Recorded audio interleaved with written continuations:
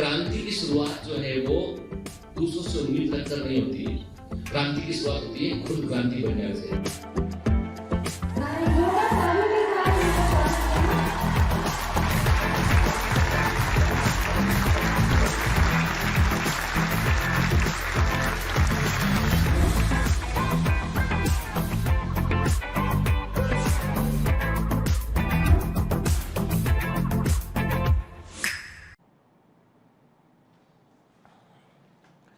Hello commanders, welcome to Biomentors classes online. I am doctor Jitendra Singh. तो चलिए बेटा आगे बढ़ते हैं सेल साइकिल और सेल डिवीजन में। और सेल साइकिल और सेल डिवीजन का एक बड़ा हिस्सा हम कवर कर चुके हैं। अब बचा है मियोसिस। ठीक है, हम सेल साइकिल देख चुके हैं, हम देख चुके हैं माइटोसिस को, सिग्निफिकेंस ऑफ माइटोसिस को देख चुके हैं, हम देख चुके हैं साइटोकाइनेसिस को। ठीक है, आज बात करेंगे बेटा हम बड़े इंपॉर्टेंट सेल डिवीजन के ऊपर जिसे हम कहते हैं मियोसिस।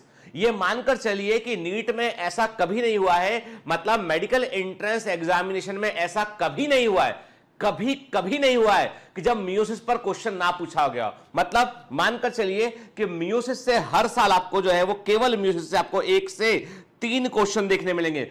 1 से लेके कई बार 3 तक क्वेश्चन मियोसिस के ऊपर पूछे गए के। तो इस बारे में आपको एकदम एश्योर रहना कि जो हिस्सा हम पढ़ने वाले मियोसिस, वहां से एग्जाम में क्वेश्चन जरूर आएगा और जो हम पढ़ेंगे उसी में से आएगा। ठीक है, मतलब एक क्वेश्चन तो बाहर है हमारे पास में सीधा, तो उसको हम अच्छे से तैयार कर रहा है। ठीक है, चलिए अच्छा, पहले मियोसिस के पहले हम एक छोटी सी बात करते हैं कि इतना तो हम जानते हैं कि मनुष्य का जैव विकास हुआ है। हम जानते हैं कि there is a human evolution. हम जानते हैं कि जो है वो मनुष्य का जो है वो जैव विकास हुआ है। हमें मालूम है कि पहले आदमी 2 पैरों पे खड़ा होना सीखा, फिर धीमे धीमे उसने जो है वो अपना बाइपेडल लोकोमोशन को इंप्रूव किया, फिर हथियारों को बनाना सीखा, पत्थर का इस्तेमाल किया उसने। ये सब कहानी हम पढ़ेंगे ह्यूमन इवोल्यूशन के अंदर। ठीक है, जब इवोल्यूशन वाला चैप्टर देखेंगे वहां हम बात करेंगे।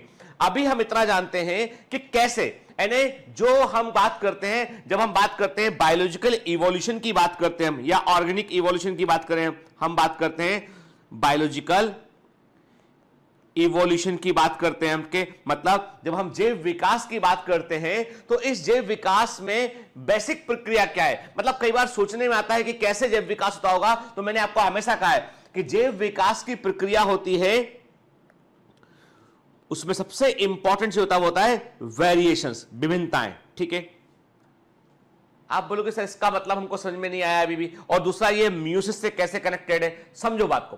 पहले के जमाने में क्या था कि जितने भी मंकीज थे वे सारे मंकीज जो थे वे पेड़ों पर रहा करते थे, है ना।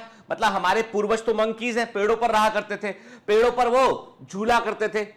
फिर थोड़ा से जो है वो मंकीज जो है वो ऐप में इवॉल्व हुए। ऐप भी पेड़ों पर रहते हैं, कई ऐप जो होते हैं, शुरुआती ऐप की हम बात करें तो उनमें क्या हुआ, उनमें कुछ ऐप ऐसे थे जिनके अंदर कोई वेरिएशन आया, कोई म्यूटेशन हुआ, कोई अनुवांशिक परिवर्तन हुआ और उनकी कमर, उनकी जो बैकबोन होती है, सारे जानवर की बैकबोन ऐसी होती है। आप डॉग का बैकबोन देखेंगे ऐसा होगा बैकबोन, उसका रीढ़ का हड्डी वर्टिकल कॉलम के।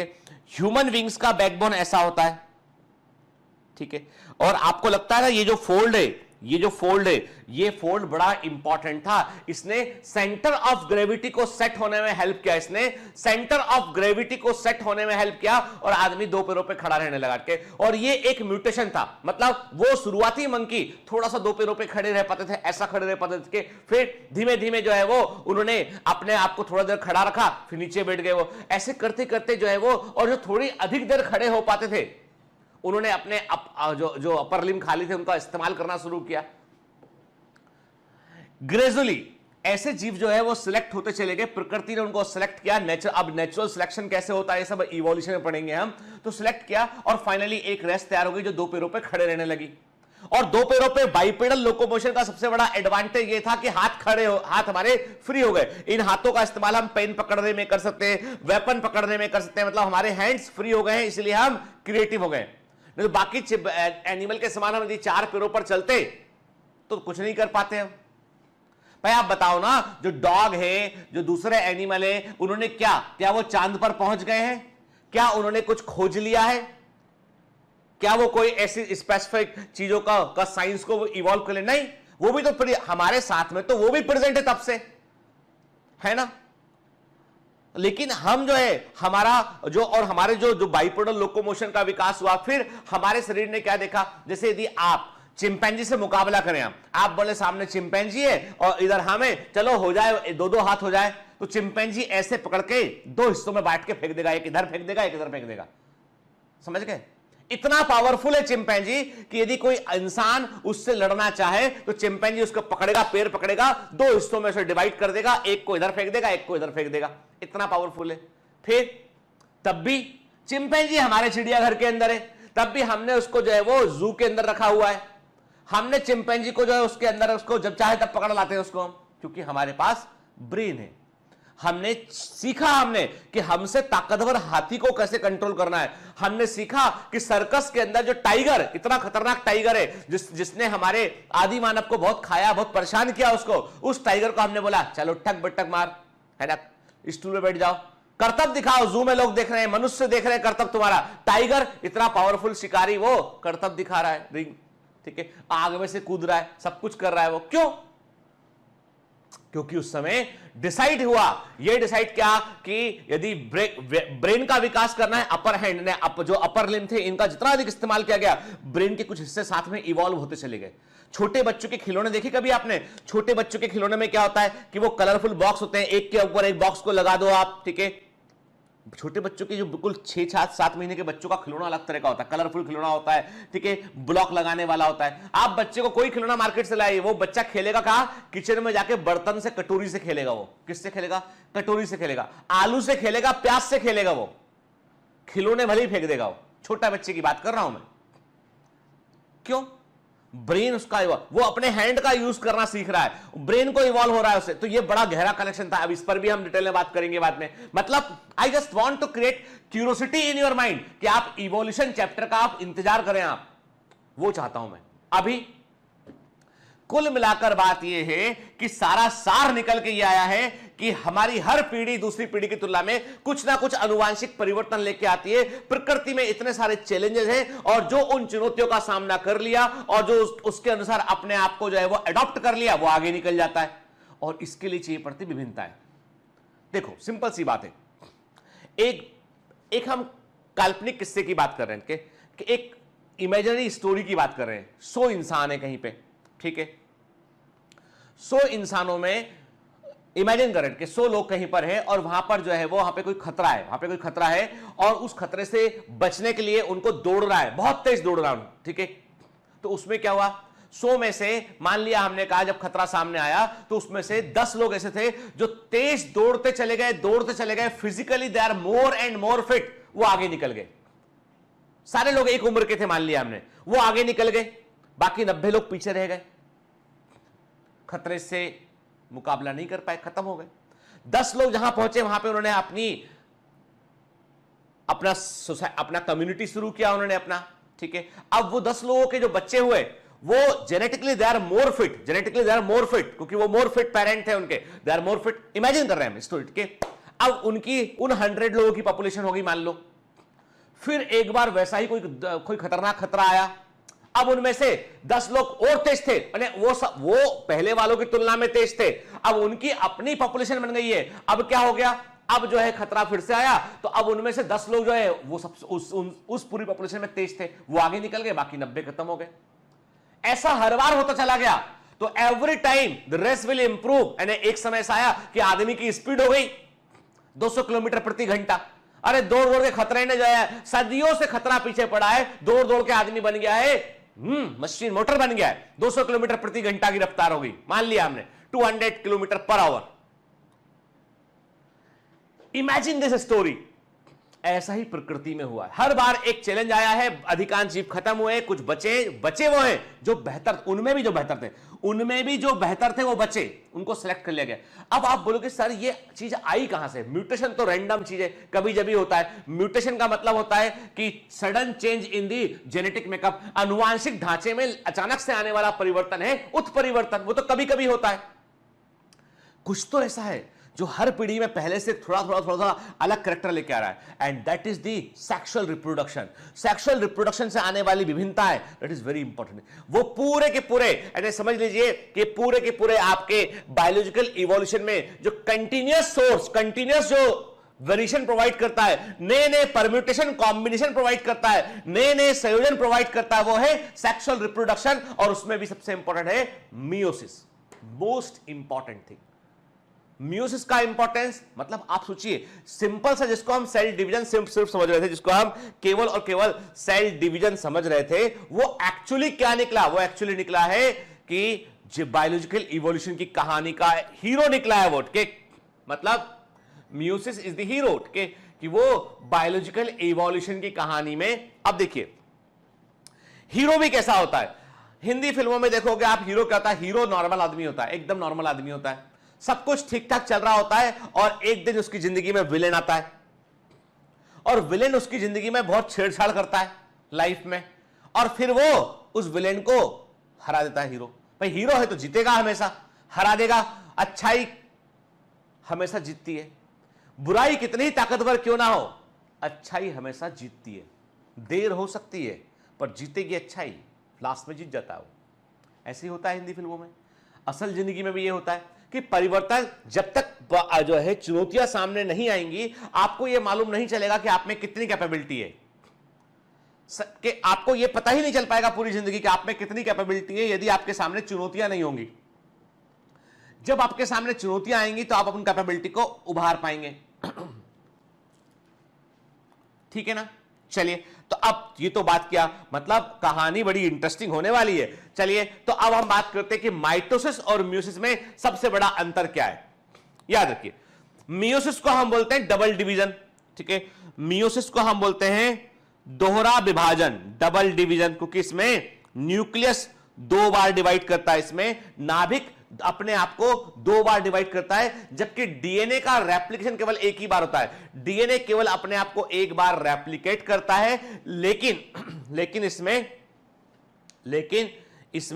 जो डीएनए अपने आप को केवल एक बार रेप्लिकेट करता है, लेकिन इसमें न्यूक्लियस अपने आप को 2 बार डिवाइड करता है। ठीक है, मतलब डबल डिवीजन है, दोहरा डिवीजन है, 2 हिस्सों में बांटते हैं, मियोसिस फर्स्ट और मियोसिस सेकंड। ठीक है, जबकि mitosis is a single division, उसमें एक न्यूक्लियस जो है 2 हिस्सों में बढ़ जाता है। देखिए ये माइटोसिस है, 2n वाली सेल में हुआ, डॉटर सेल बनी 2n वाली, देयर इज नो चेंज, यानी no change in chromosome number, chromosome number में कोई परिवर्तन नहीं हुआ है, यहां पे no change in chromosome number, chromosome number में कोई परिवर्तन नहीं हुआ है। जबकि मियोसिस में क्या हुआ, एक बार डीएनए रेप्लिकेशन हुआ बेटा, है ना, फिर एक हुआ, मियोसिस फर्स्ट हुआ तो 2n से 1n हो गया, फिर म्यूजिक सेकंड हुआ, 1n से फिर 1n हो गया, मतलब chromosome number reduce to half, यानी क्रोमोसोम नंबर जो है वो रिड्यूस टू हाफ, पहले से वो आधा रह गया। ठीक है, अब ऐसा क्यों हुआ भाई, ऐसा क्यों हुआ, इसका क्या इंपॉर्टेंस है, क्यों ऐसा हुआ? और हमेशा बायोलॉजी पढ़ते हो, चाहे फिजिक्स पढ़ते हो, चाहे केमिस्ट्री पढ़ते हो, बेटा क्यों को जिंदा रखना, क्यों जिंदा रहेगा ना तो आप साइंस को समझ पाएंगे। यदि क्यों खत्म कर दिया आपने तो आपने इसको हिस्ट्री बना दिया आपने, और हिस्ट्री तो याद करनी पड़ती है, सिविक्स भी याद करनी पड़ती है ना, इकोनॉमिक्स भी कुछ हद तक याद करना पड़ता है, लेकिन साइंस तो समझने का होता है। तो क्यों जिंदा रखिए दिमाग में।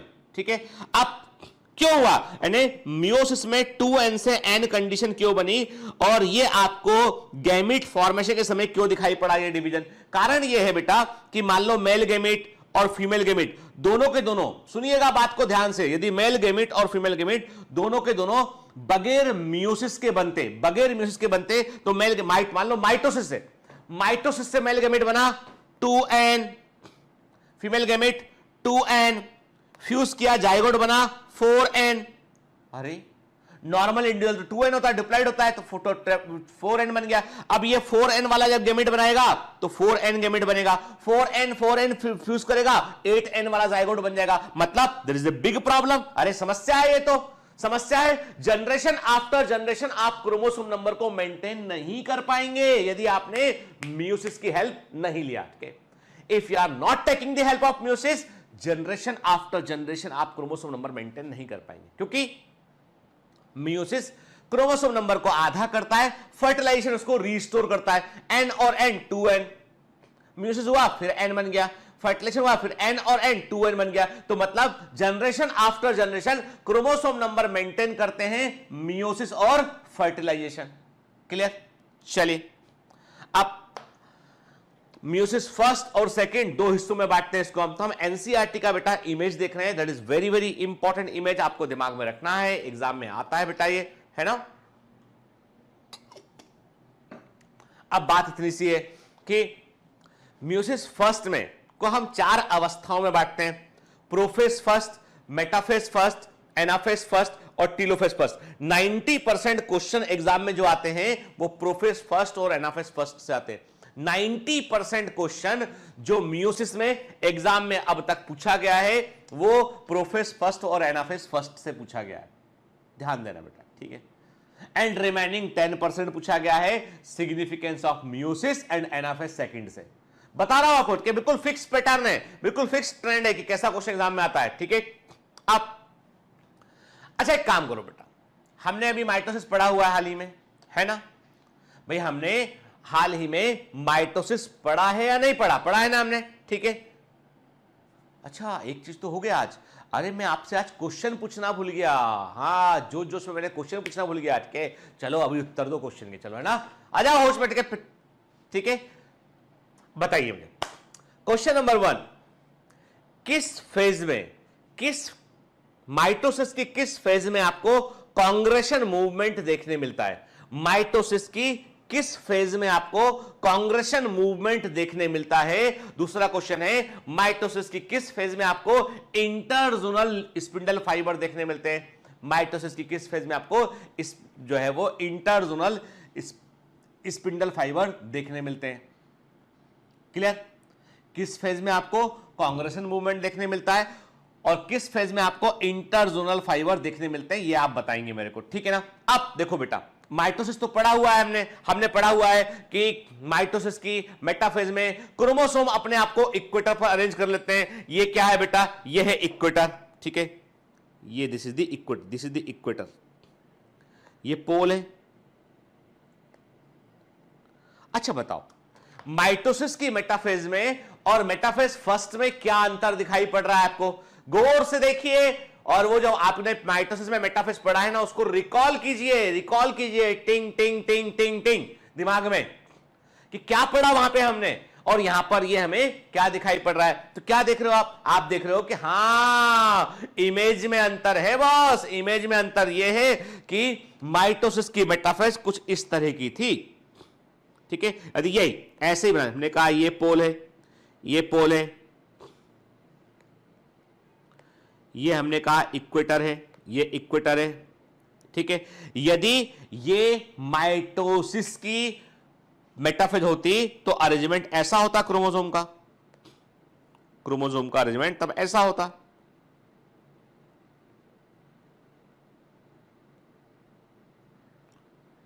होता नहीं के, तब क्रोमोसोम इक्वेटर पर अपने आप को ऐसे अरेंज करते कि इक्वेटर, ठीक है ना, इक्वेटर जो है वो क्रोमोसोम के सेंट्रोमियर के ठीक बीच से गुजरे। यहां पे क्या दिखाई पड़ रहा है, यहां पे जोड़ा दिखाई पड़ रहा है, पेयर, एक ये है, मतलब इक्वेटर इन दोनों क्रोमोसोम के बीच में से गुजर गया है। आप देखो लेफ्ट साइड वाला, मान लो मैंने कहा आपसे कि अपर, कि मैंने कहा ये अपर साइड है, ठीक है, ये लोअर साइड के, तो अपर साइड में अपर साइड का जो स्पिंडल फाइबर है जो है वहां से स्पिंडल फाइबर उसके काइनेटोकोर जुड़ा है, मतलब ये काइनेटोकोर ऊपर वाले जुड़ा हुआ है, ये काइनेटोकोर नीचे वाले जुड़ा हुआ है। इसका मतलब ये हुआ कि मेटाफेज फर्स्ट में क्रोमोसोम जो है उनके होमोलोगस क्रोमोसोम के जोड़े होते हैं, जोड़ा होता है, पेयर होता है, पेयर के ठीक बीच से इक्वेटर गुजर जाता है।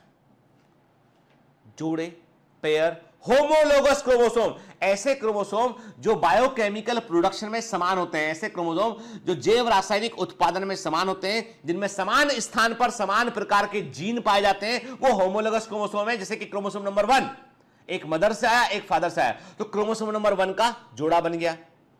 क्रोमोसोम नंबर 2 एक मदर से आया, एक फादर से आया, उसका जोड़ा बन गया। तो ऐसे जोड़े कहलाते हैं होमोलोगस क्रोमोसोम कहलाते हैं। इसके जोड़े दिखाई पड़ रहे हैं आपको, है ना, क्लियर। तो आपने कहा कि सारा खेल जो हो गया है वो मेटाफेज में ही समझ में आपको आ गया, आपको समझ में आ गया कि metaphase first is quite different from the metaphase of mitosis, ठीक है। फिर देखिए, क्या आपको एनाफेज फर्स्ट में सेंट्रोमियर की स्प्लिटिंग होती हुई दिखाई पड़ रही है यहां पे? आपने कहा नहीं सर बिल्कुल नहीं होगा, क्योंकि देखिए इक्वेटर ठीक बीच से गुजर गया है, तो एक दो क्रोमोसोम एक पोल पर जाएंगे, दूसरे दो क्रोमोसोम दूसरे पोल पर जाएंगे, ठीक है ना। देख रहे हो आप, यानी पहले कितने क्रोमोसोम थे सेल में, हमने कहा 1 2 3 4 4 क्रोमोसोम थे। अब हर पोल की ओर कितने क्रोमोसोम जा रहे हैं? 2 और 2 जा रहे हैं। मतलब क्रोमोसोम नंबर आधा कब हो गया? वो एनाफेज फर्स्ट में, यानी आधा नंबर ऑफ क्रोमोसोम का आधा नंबर जो है वो पोल की ओर मूव किया। मतलब यहां पर स्प्लिटिंग ऑफ सेंट्रोमियर नहीं हुआ, नहीं हुआ, नहीं हुआ। अभी डायग्राम पे समझ रहे हैं, पढ़ेंगे सब कुछ डिटेल में पढ़ेंगे, चिंता मत करो। अभी एक ओवरव्यू देख रहे हैं। Then come to the telophase. Then जो है मियोसिस सेकंड होता है। अब मियोसिस सेकंड क्यों होता है? दिमाग में क्वेश्चन फिर उठा है कि ठक से क्वेश्चन दिमाग में आया, अरे मियोसिस सेकंड क्यों किया? काम तो हो गया, क्रोमोसोम नंबर पहले से आधा कर दिया, काम हो गया बॉस। अब क्यों दोबारा काम कर रहे हो? इसलिए दोबारा काम कर रहे हैं बेटा कि तुम्हारा जो क्रोमोसोम है ना, उसका सेंट्रोमेयर डिवाइड नहीं किया है, उसके पास ऑलरेडी डीएनए कंटेंट डबल है। अभी 4 से 2 क्रोमोसोम पोल पर गए, लेकिन हर एक क्रोमोसोम कैसा था? वो हर एक क्रोमोसोम ऐसा था। इसको डिवाइड करके हमें नॉर्मल करना है, डिवाइड करके नॉर्मल करना है। तो इसका मतलब म्यूसिस सेकंड क्यों होता है? इसलिए होता है म्यूसिस सेकंड, ताकि आप क्रोमोसोम का नॉर्मलाइजेशन कर सके, उसका सामान्यीकरण कर सके, इसके लिए होता है। और इट इज एग्जैक्टली, देखो अब देखो इसका मेटाफेज सेकंड देखो, ठीक है? मेटाफेज सेकंड देखा, ये मेटाफेज सेकंड एग्जैक्टली माइटोसिस के मेटाफेज के समान है या नहीं है? बिल्कुल माइटोसिस के मेटाफेज के समान दिखाई पड़ रहा है, ठीक है? मतलब it's going to a very interesting portion जहां पे हमें समझना है, ठीक है? चलो आप कुछ चीजें नोट करते हैं पहले हम, फिर हम दोबारा आएंगे, ठीक है? चिंता मत कीजिए, हम दोबारा इस पर बात करेंगे और हम मियोसिस को बहुत अच्छे से पढ़ेंगे ताकि एक भी क्वेश्चन गलत ना करे इसका, ठीक है? Meiosis is a special type of division. Meiosis एक विशेष प्रकार का विभाजन है। Why it is special type? क्योंकि ये सभी सेल्स में नहीं होता है, ये ग्रोथ के लिए नहीं होता है। It is present only in specific cell और ये सेक्सुअल रिप्रोडक्शन से जुड़ा होता है। जब भी मियोसिस हो रहा है मतलब सेक्सुअल रिप्रोडक्शन से कनेक्टेड है, ठीक? In which the chromosome duplicate once but the cell divide twice. इसका मतलब ये है कि ये ऐसा डिवीजन है जिसमें कि क्रोमोसोम जो होते हैं, इसमें क्रोमोसोम जो है वो अपने आप को एक बार मल्टीप्लाई करते हैं। मतलब जो डीएनए का रेप्लिकेशन है, जो डीएनए का पुनरावर्तन है, वो एक बार होता है इसमें। लेकिन न्यूक्लियस का डिवीजन, न्यूक्लियस का विभाजन, नाभिक का डिवीजन जो है वो कितनी बार होता है? 2 बार होता है। सेल 2 बार डिवाइड करती है, ठीक है? So one parental cell produces 4 daughter cell. इसका मतलब एक पेरेंटल सेल से पहले बार में 2 बनेगा, फिर दूसरी बार में 2 से 4 बन जाएगा, 4 डॉटर सेल बनती है। Each having half chromosome number and DNA amount than the normal parental cell. हर एक में, जैसे नॉर्मल पेरेंटल सेल में क्या होता है? 2n और 2c डीएनए होता है। जब म्यूसिस के बाद सेल बनेगी उसमें क्या होगा? n क्रोमोसोम नंबर होगा और c अमाउंट ऑफ डीएनए होगा। मतलब जो म्यूसिस के बाद सेल बनेगी उसमें उसके अंदर जो डीएनए कंटेंट होगा नॉर्मल सोमेटिक सेल से आधा होगा और क्रोमोसोम का नंबर भी आधा होगा। इसलिए इसको हम क्या बोलते हैं? रिडक्शनल डिवीजन कहते हैं, न्यूनकारी विभाजन कहते हैं इसको। इसलिए इसको हम क्या बोलते हैं? इसको हम बोलते हैं न्यूनकारी विभाजन कहते हैं, रिडक्शनल डिवीजन कहते हैं इसको हम। क्लियर? ठीक है। Meiosis is found in special type of cell. Meiosis विशेष तरह की सेल कोशिकाओं में देखी जाती है जिनको हम मियोसाइट कहते हैं। हर वो सेल, मेरी बात ध्यान से सुनिएगा, हर वो सेल जो मियोसिस में भाग लेती है उसको हम मियोसाइट कहते हैं या उसको हम मदर सेल कहते हैं। उसको मियोसाइट कहते हैं या मदर सेल कहते हैं। हर वो सेल जो मियोसिस में भाग लेती है उसको हम मियोसाइट कहते हैं या मदर सेल कहते हैं। ये आपको स्पेशल टाइम पीरियड में दिखाई पड़ती है, जब सेक्सुअल रिप्रोडक्शन करना होता है तब ये दिखाई पड़ती है। हर समय एक सेल्स नहीं होती है, ठीक है। It is reported in germ cells, spermatocyte और oocyte। प्राइमरी स्पर्म जो प्राइमरी स्पर्मेटोसाइट है, प्राइमरी स्पर्मेटोसाइट है, ये म्यूसिस करते हैं, स्पर्म को बनाते हैं। प्राइमरी oocyte म्यूसिस करते हैं, ओवम को बनाते हैं। वहां देखने मिलता है spore mother cell, microspore mother cell और मेगा स्पोर। क्या है बेटा ये? स्पोर मदर सेल ब्रैकेट में लिखिएगा, microspore mother cell and megaspore mother cell. आप पूरा लिखिएगा, microspore mother cell and megaspore mother cell के।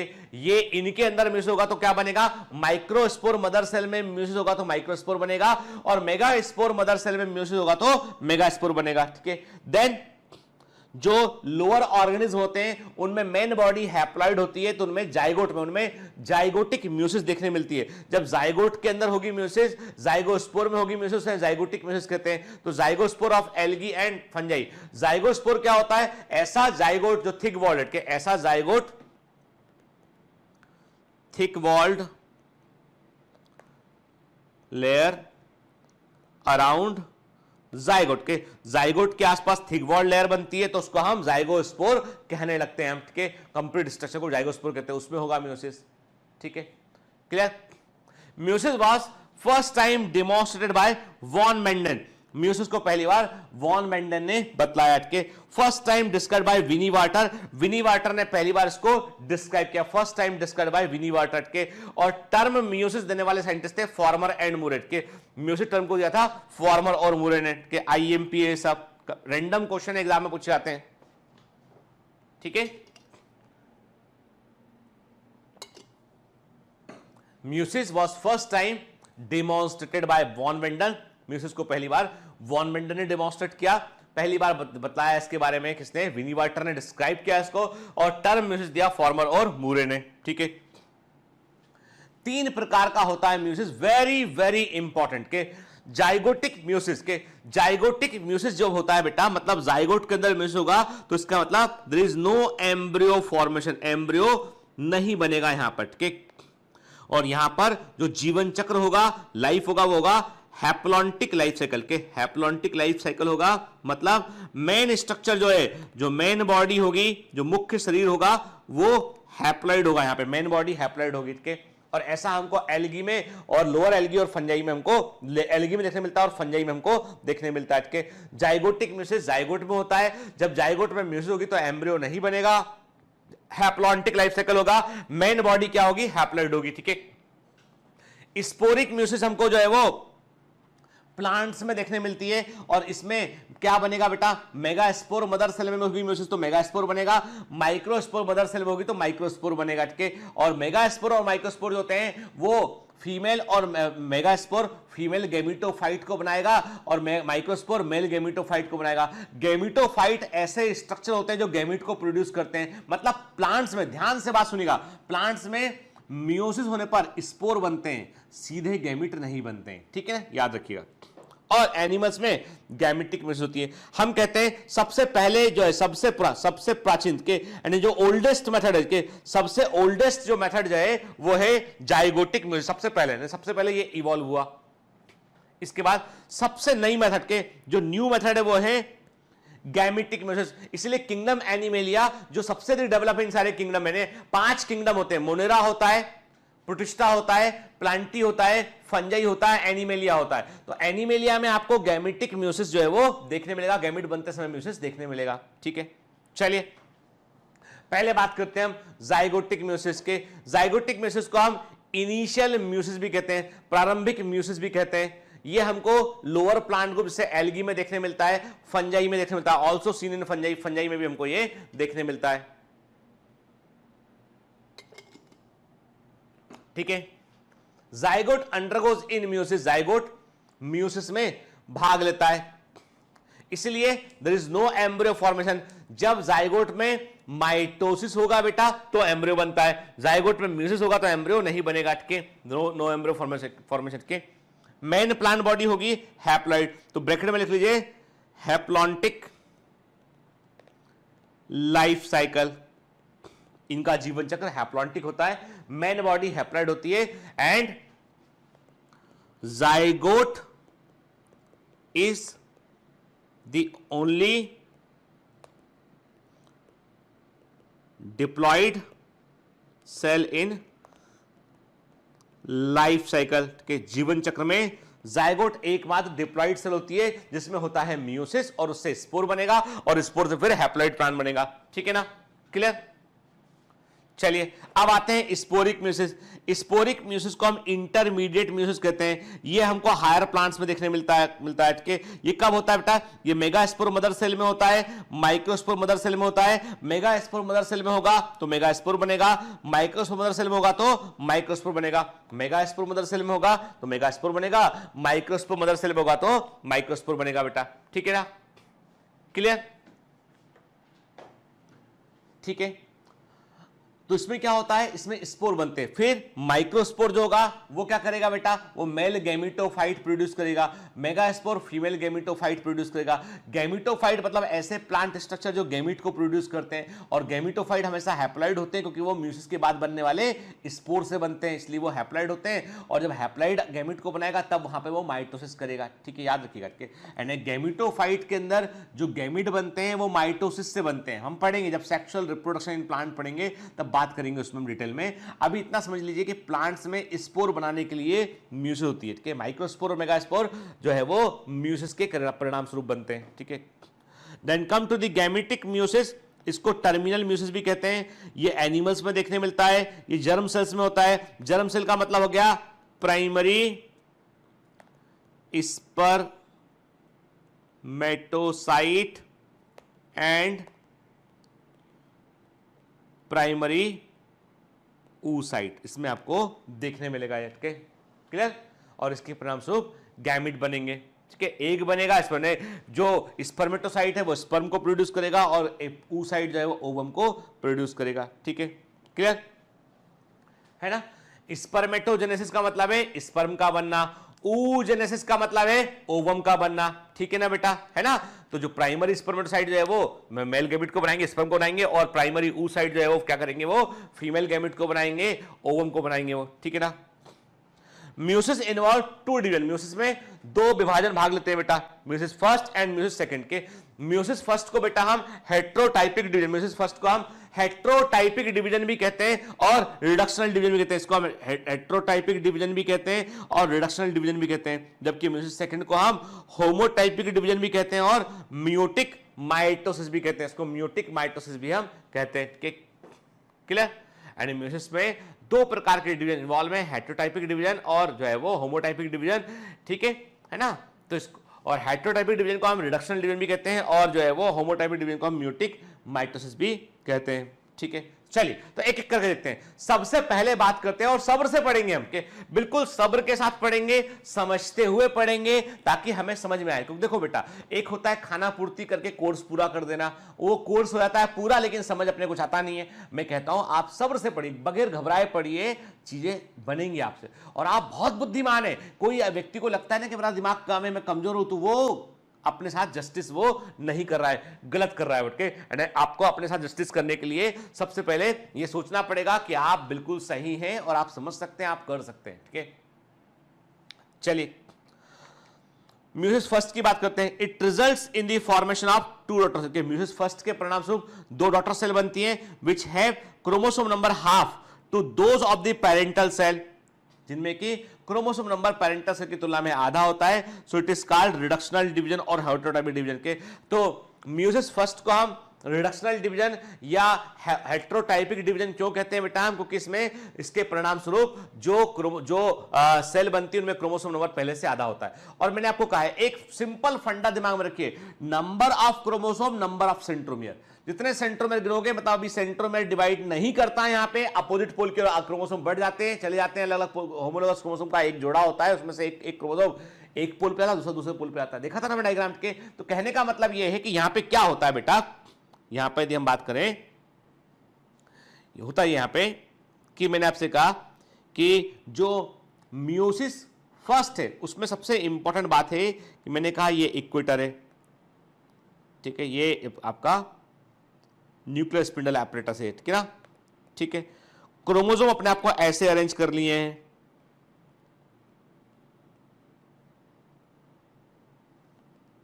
ठीक है ना। मेटाफेज फर्स्ट का अरेंजमेंट है। एनाफेज फर्स्ट आया, इसको आपने इधर खींच लिया, इसको आपने इधर खींच लिया। क्या क्रोमोसोम डिवाइड किया? क्रोमोसोम डिवाइड नहीं किया। ये इस पोल, ये कहां चला गया? ये इस पोल पर चला गया, ठीक है। ये वाला इस पोल पर चला गया। पहले दो क्रोमोसोम थे, अब हर एक पोल पर एक क्रोमोसोम चला गया, तो नंबर क्या हो गया? 2n से नंबर n हो गया इसका। लेकिन हर एक क्रोमोसोम में डीएनए कंटेंट पहले की तुलना में डिवाइड नहीं कर पाया, सेंट्रोमेर डिवाइड नहीं कर पाया, ठीक है ना। पहले दो सेंट्रोमेर थे, मतलब दो क्रोमोसोम थे, अब हर एक पोल पे एक एक सेंट्रोमेर, मतलब एक एक क्रोमोसोम बचा। तो नंबर ऑफ क्रोमोसोम हाफ कब होता है बेटा? म्यूसिस फर्स्ट में होता है, इसलिए इसको आप रिडक्शनल डिवीजन कहते हैं, हेट्रोटाइपिक डिवीजन कहते हैं। हेट्रोटाइपिक का मतलब है कि जो पेरेंटल सेल थी उसकी तुलना में जो डॉटर सेल बनेगी उसमें क्रोमोसोम नंबर पहले से आधा रहेगा, इसलिए इसको हेट्रोटाइपिक डिवीजन कहते हैं। ठीक है, अच्छा एक बात बताइए आप, मान लिया हमने समझ गए, हमने कहा कि म्यूसिस फर्स्ट, हमने कहा समझ गए हम कि म्यूसिस फर्स्ट जो है वो पूरा हो गया। कि मान लिया हमने कहा कि म्यूसिस फर्स्ट जो है वो पूरा हो चुका है, कि हमने कहा कि समझ गए कि हमने ये इमेज के इससे हटा रहे हैं कि हमने कहा कि चलिए मान लिया हमने कि म्यूसिस फर्स्ट जो है वो पूरा हो गया। ठीक है ना। अब परिणाम स्वरूप क्या सेल बना, हमने कहा रिजल्टेंट क्या बना, हमने कहा रिजल्टेंट यहां पे ये बना कि यहां पे एक सेल ये बन गया, एक न्यूक्लियस ये बन गया। ठीक है ना, इसमें ये क्रोमोसोम पहुंच गया, इसमें ये क्रोमोसोम पहुंच गया। ठीक है, ये हमने क्या माना, हमने कहा कि म्यूसिस फर्स्ट जब पूरा हो गया तो हर एक पोल पे एक क्रोमोसोम पहुंचा। अभी देखा था एग्जांपल हमने, एक क्रोमोसोम पहुंचा तो 2 न्यूक्लियस बन गए। ठीक है, अब इसके बाद आपको कहां जाना है, इसको जाना है म्यूसिस सेकंड, इसको जाना है म्यूसिस सेकंड में जाना है। अब बताओ, म्यूसिस फर्स्ट और सेकंड के बीच में तैयारी करना पड़ेगा, टाइम गैप रखना पड़ेगा कि भाई ताकि जो भी एटीपी का रिक्वायरमेंट है, प्रोटीन चाहिए, वो सब बना सके हम। तो आप खुद सोच के बताओ मेरे को, G1 फेज, S फेज और G2 फेज, 3 अवस्थाएं होती है इंटरफेज में, होती है ना। जब तैयारी कर रहा हो, जब सेल डिवीजन की, जब सेल कोई भी सेल जो है डिवाइड करने के लिए तैयारी करती है तो एक इंटरफेज होगा। यहां पे आप बताओ मेरे को, इन तीनों में से कौन सी स्टेज आपको नहीं चाहिए, यहां पे कौन सी स्टेज बेमानी है, जिसका कोई मतलब नहीं है? क्यों नहीं चाहिए आपको? आप बोलोगे सर हमको एस फेज नहीं चाहिए। मैंने पूछा क्यों नहीं चाहिए एस फेज, आपने कहा अरे देख नहीं रहे हो, हर एक क्रोमोसोम में ऑलरेडी 2 डीएनए मॉलिक्यूल है, हर एक क्रोमोसोम में ऑलरेडी 2 डीएनए मॉलिक्यूल है बॉस, इसलिए जरूरत नहीं है इसकी हमको। पक्का मतलब ना, हाँ इसकी जरूरत हमको नहीं है। क्यों नहीं है हमको? अब क्या 4 कर दोगे उसको, ऑलरेडी डबल है। म्यूसिस सेकंड करने का पर्पस क्या था कि ये क्रोमोसोम को नॉर्मलाइज कर लो आप। इसका मतलब the time gap between meiosis first and second, उसमें एस फेज नहीं होती है, तो उसको इंटरफेज नहीं बोलते, उसको इंटरकाइनेसिस बोलते हैं। उसमें केवल G1 फेज और G2 फेज होती है। ठीक है, चलिए तो सुनते जाओ, समझते जाओ, थोड़ा आगे का बताऊंगा, थोड़ा पीछे का बताऊंगा, थोड़ा सा रिकॉल कराऊंगा ताकि आपको चीजें याद हो जाए। कि म्यूसिस फर्स्ट में जो है वो 4 अवस्थाएं होती हैं, prophase first, metaphase first, anaphase first और टीलोफेज फर्स्ट।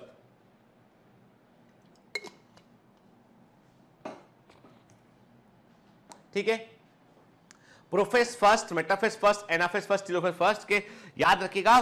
पूरी म्यूसिस में सबसे लंबी अवस्था होती है प्रोफेज फर्स्ट, लॉन्गेस्ट फेज, पूरी म्यूसिस में सबसे लंबी। ठीक है, चलिए it is the prophase first की पहले बात करते हैं। It is the longest phase of meiosis, ये म्यूसिस की सबसे लंबी अवस्था होती है। कि in compare to prophase of mitosis it is 100 to 200 time longer. के यदि माइटोसिस की प्रोफेज से कंपेयर करोगे तो ये 100 से 200 गुना लंबी होती सामान्यता, लेकिन ये कई वर्षों तक भी होती है।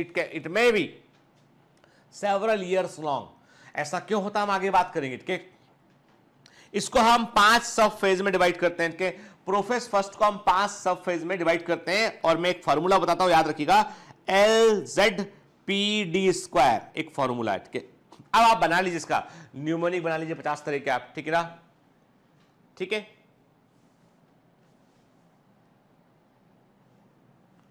ठीक है, LZPD²। मैंने आपसे कहा कि 5 उपअवस्थाएं यहां पे होती है। कि L फॉर लैप्टोटीन,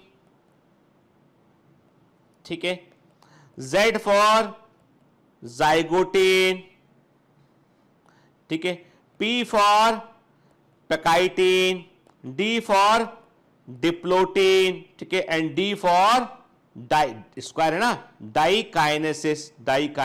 ठीक है, मैं जनरली न्यूमोनिक बहुत कम इस्तेमाल करता हूं, पर आपको बता रहा हूं कि LZPD² फॉर्मूला मेरे मेडिकल अपने समय से इस्तेमाल किया है, इसको मैंने याद रखा, कभी नहीं बोला उसको। के मतलब मेरे को फिजिक्स इतना अच्छा लगता था कि मैं न्यूमोनिक भी फॉर्मूले के रूप में बनाया करता था। मैं न्यूमोनिक भी फॉर्मूले के तौर पर बनाया करता था। कि मैंने बहुत गिनती के न्यूमोनिक इस्तेमाल किया, और जो भी किए वो फॉर्मूले के तौर पर किए। तो LZPD², leptotene, zygotene, pachytene, diplotene and diakinesis. ठीक है, ठीक,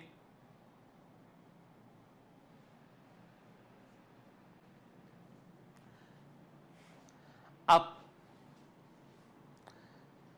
आई बात समझ के, किसी ने बताया कि सर इसको ऐसे भी बोल सकते हैं, लॉयन एट जू परफॉर्म डांसिंग डांसिंग, ठीक है, lion zoo perform dancing dancing, टिंग टिंग टिंग टिंग के, तो मतलब leptotene, zygotene, pachytene, diplotene, diakinesis, ठीक है, साउंड्स नॉन प्रोफेशनल एक्चुअली, ठीक है, तो ठीक, lion zoo perform dancing dancing के leptotene, zygotene, pachytene, diplotene and diakinesis, ठीक है, 5 सब फेज होती है इसमें। तो सबसे तो समझ गए बात को हम, क्या हमने कहा कि सबसे अब ये क्रम नहीं भूलना बेटा, इसलिए मैंने बताया, मैंने इसलिए बोला फॉर्मूला याद रखिए, L(Z)P(D)² D² में डिप्लोटीन एंड देन डाइकाइनेसिस, ठीक है ना बेटा, डिप्लोटीन एंड देन डाइकाइनेसिस के, ठीक, याद रखिएगा इसको ना। तो ये तो सबसे पहला, अब कुछ शब्दों के मतलब के, लेप्टा का मतलब होता है thin thread like, thin thread like, chromosome पतले धागे के समान दिखाई पड़ेंगे, के जाइगो का मतलब होता है पेयर्ड, क्रोमोसोम जोड़े के रूप में दिखाई पड़ेंगे, पैकी का मतलब होता है थिक, मोटे, ठीक है, थ्रेड जो है वो हमको मोटे थिक फॉर्म में हमको दिखाई देंगे, हमें के थ्रेड हमको थिक फॉर्म में यहां पे दिखाई पड़ेंगे, के डिप्लो मतलब 2, ठीक है, 2 क्रोमोसोम आपस में कनेक्टेड दिखाई पड़ेंगे थ्रू क्याजमेटा, तो डिप्लोफोज पर बोला हमने के, एंड देन दी डाइकाइनेसिस के। चलिए तो पहले बात करते हैं हम लैप्टोटीन की, बात करते हैं। लैप्टोटीन को हम पतले धागे वाली अवस्था भी कहते हैं, इसको हम थिन थ्रेड स्टेज भी कहते हैं, पतले धागों वाली अवस्था भी कहते हैं, इसको हम थिन थ्रेड स्टेज भी कहते हैं, ठीक है। In leptotene the chromosome appears like thin strand, leptotene में क्रोमोसोम पतले धागे के समान दिखाई पड़ते हैं, ठीक है, लैप्टोटीन में क्रोमोसोम थिन थ्रेड के समान, पतले धागे के समान दिखाई पड़ते हैं, ठीक है। In each chromosome several chromomere are observed which gives the chromosome a build appearance, के अब कैसा दिखाई पड़ता है क्रोमोसोम इसमें, जैसे मैंने आपसे कहा कि ये न्यूक्लियस है, ये न्यूक्लियस की मेम्ब्रेन है,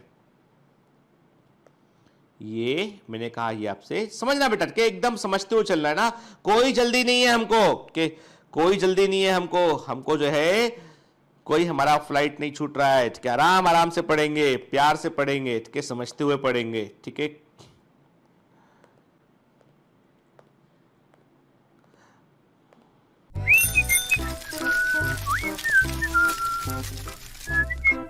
Hi, sorry to disturb you in between lecture. But it's important to inform you. You should download Biomentors app from Google Play Store. We need your support, so please take subscription to become an official commando of Biomentors. Bye bye. Continue your lecture.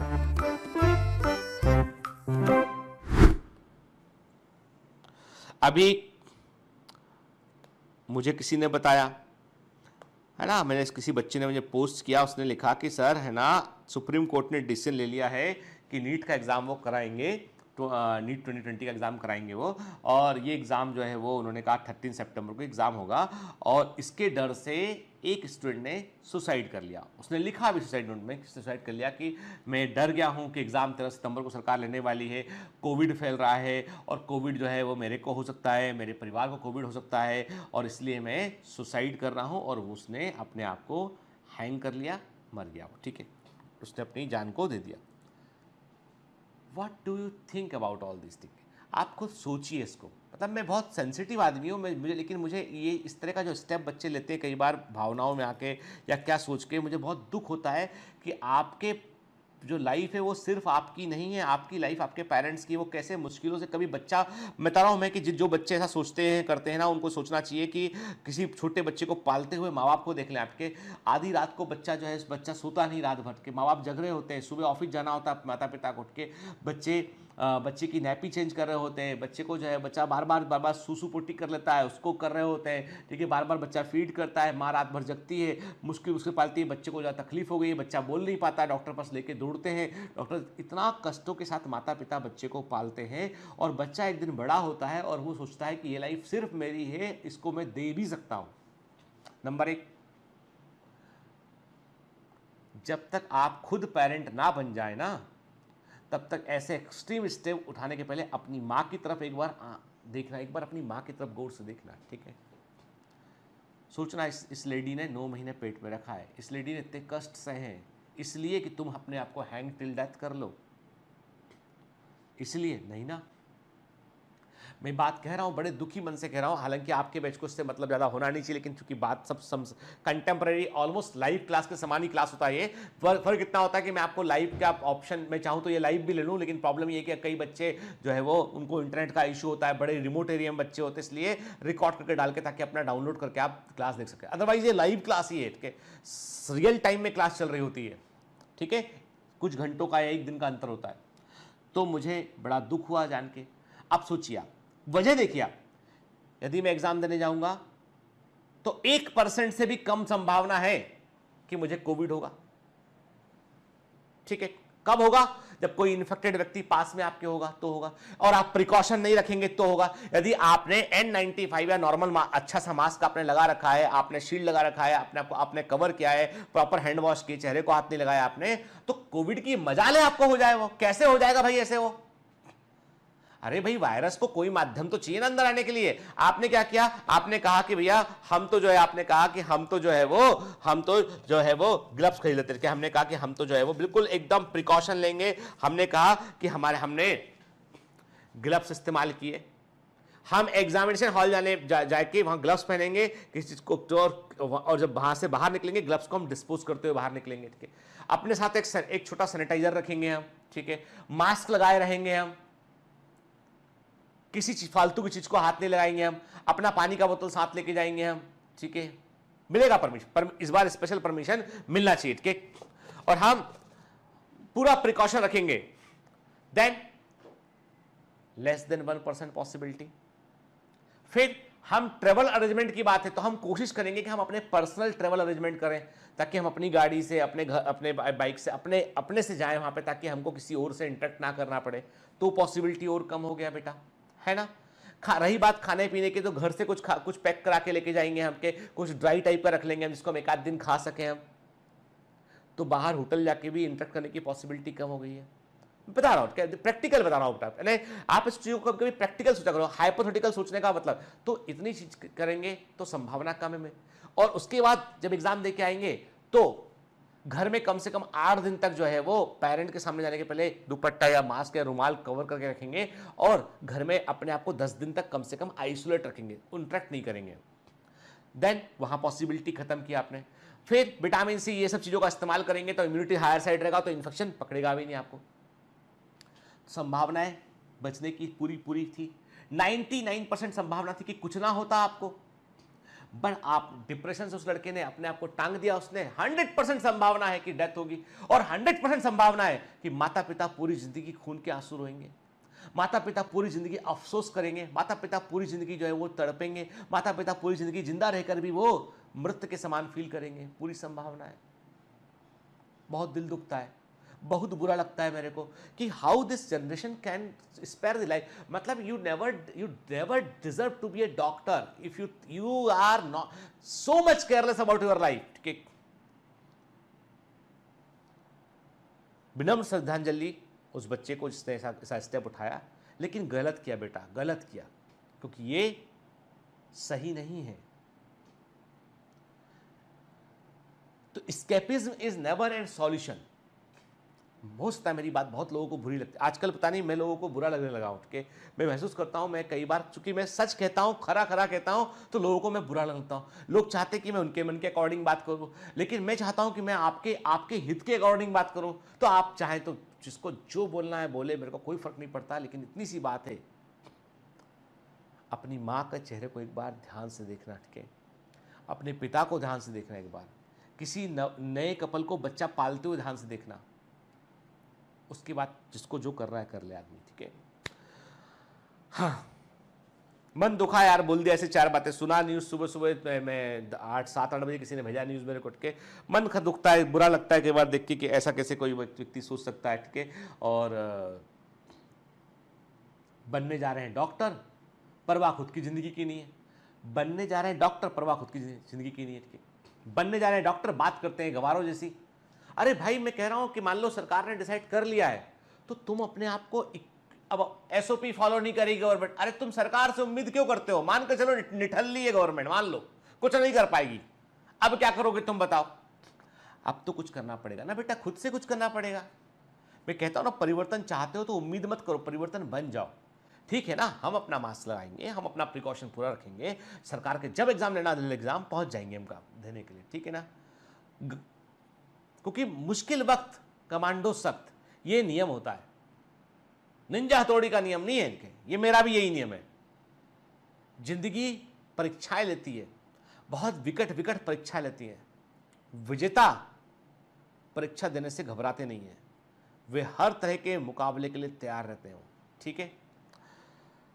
अब इस पे troll करना कर दो, troll भैया है ना, मेरे को फर्क नहीं पड़ता, ठीक है ना। चलिए, है ना, पर सच तो बेटा सच होता है ना, उसको तो स्वीकार करना पड़ेगा। हाँ, तो मैं बता रहा था मैं आपसे ठीक है, कहाँ चला जाते भटक जाते के। तो अभी बात करते हैं यहाँ पे अब कि जो लेप्टोटीन पतले धागे के समान, क्रोमोसोम जो ऐसे होते हैं, मैंने कहा ये क्रोमोसोम है, ये बिल्कुल पतले धागे समान दिखाई पड़ेगा ये, ठीक है ना। ये इसका सेंट्रोमियर है, ठीक है। आप बोलोगे सर इसके तो दो धागे दिख ही नहीं रहे, अरे एक धागा पीछे छिपा है ना, मान लो ना, अरे मान ले भैया पीछे छिपा एक धागा, ठीक है, सामने नहीं दिखाई पड़ेगा अभी। डबल थ्रेड कब दिखाई पड़ेंगे? बाद में दिखाई पड़ेंगे, ठीक है। फिर दूसरा होमोलोगस क्रोमोसोम, एक फादर से एक मदर साइड के, ऐसे दिखाई पड़े, ठीक है ना, है ना, क्लियर। तो मैंने क्या कहा? मैंने कहा क्रोमोसोम पतले धागे समान दिखाई पड़ा, और क्रोमोसोम में कुछ जगह पे क्या, ये तो सेंट्रोमियर, तो बड़ा सा सेंट्रोमियर हो गया, ये मैंने कहा ये सेंट्रोमियर हो गया इसका, ठीक है। और ये कुछ ऐसे आपको मोती समान दिखाई पड़ेंगे इसमें से, ऐसे आपको ये जहां जहां पे थोड़ा क्रोमोसोम अधिक कंडेंस और मोती से दिखाई पड़े, बीडेड अपरेंस के, तो हमने क्या बोला? हमने कहा बीडेड अपरेंस दिखाई पड़ेगा, पतले धागे के समान दिखाई पड़ेगा के। और यदि क्रोमोसोम बड़ी संख्या में होंगे तो गुलदस्ते के समान दिखाई पड़ेगा ये के। आप सोचिए ना, ऐसे हम मैं बहुत सारे ऐसे बना दूंगा, ऐसे में बहुत सारे बना दूंगा, तो आपको बुके अरेंजमेंट गुलदस्ते के समान ये दिखाई पड़ेगा आपको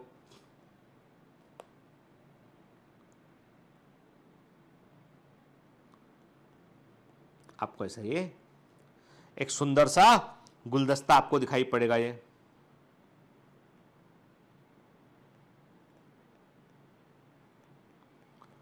साइंटिस्ट कहते हैं ये बुके के समान दिखाई पड़ा, बुके अरेंजमेंट भी कहते हैं इसको, ठीक है ना, क्लियर। चलिए ऐसे समझो बेटा के, जब मैं कुछ कहता हूं ना आपसे, तो यदि आप मेरे को अपने परिवार का हिस्सा नहीं मानेंगे तो आपको मेरी बातें बुरी लगेंगी, ठीक है।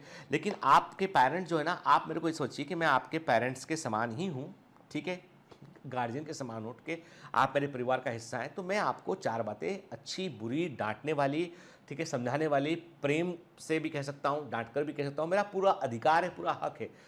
एक शिक्षक के तौर पर भी मेरा हक है, एक फैमिली में बायोमेंटर्स फैमिली का हिस्सा होने के लिए मेरा हक है के, और वो हक हमेशा रहेगा आप पर मेरा, ठीक है ना।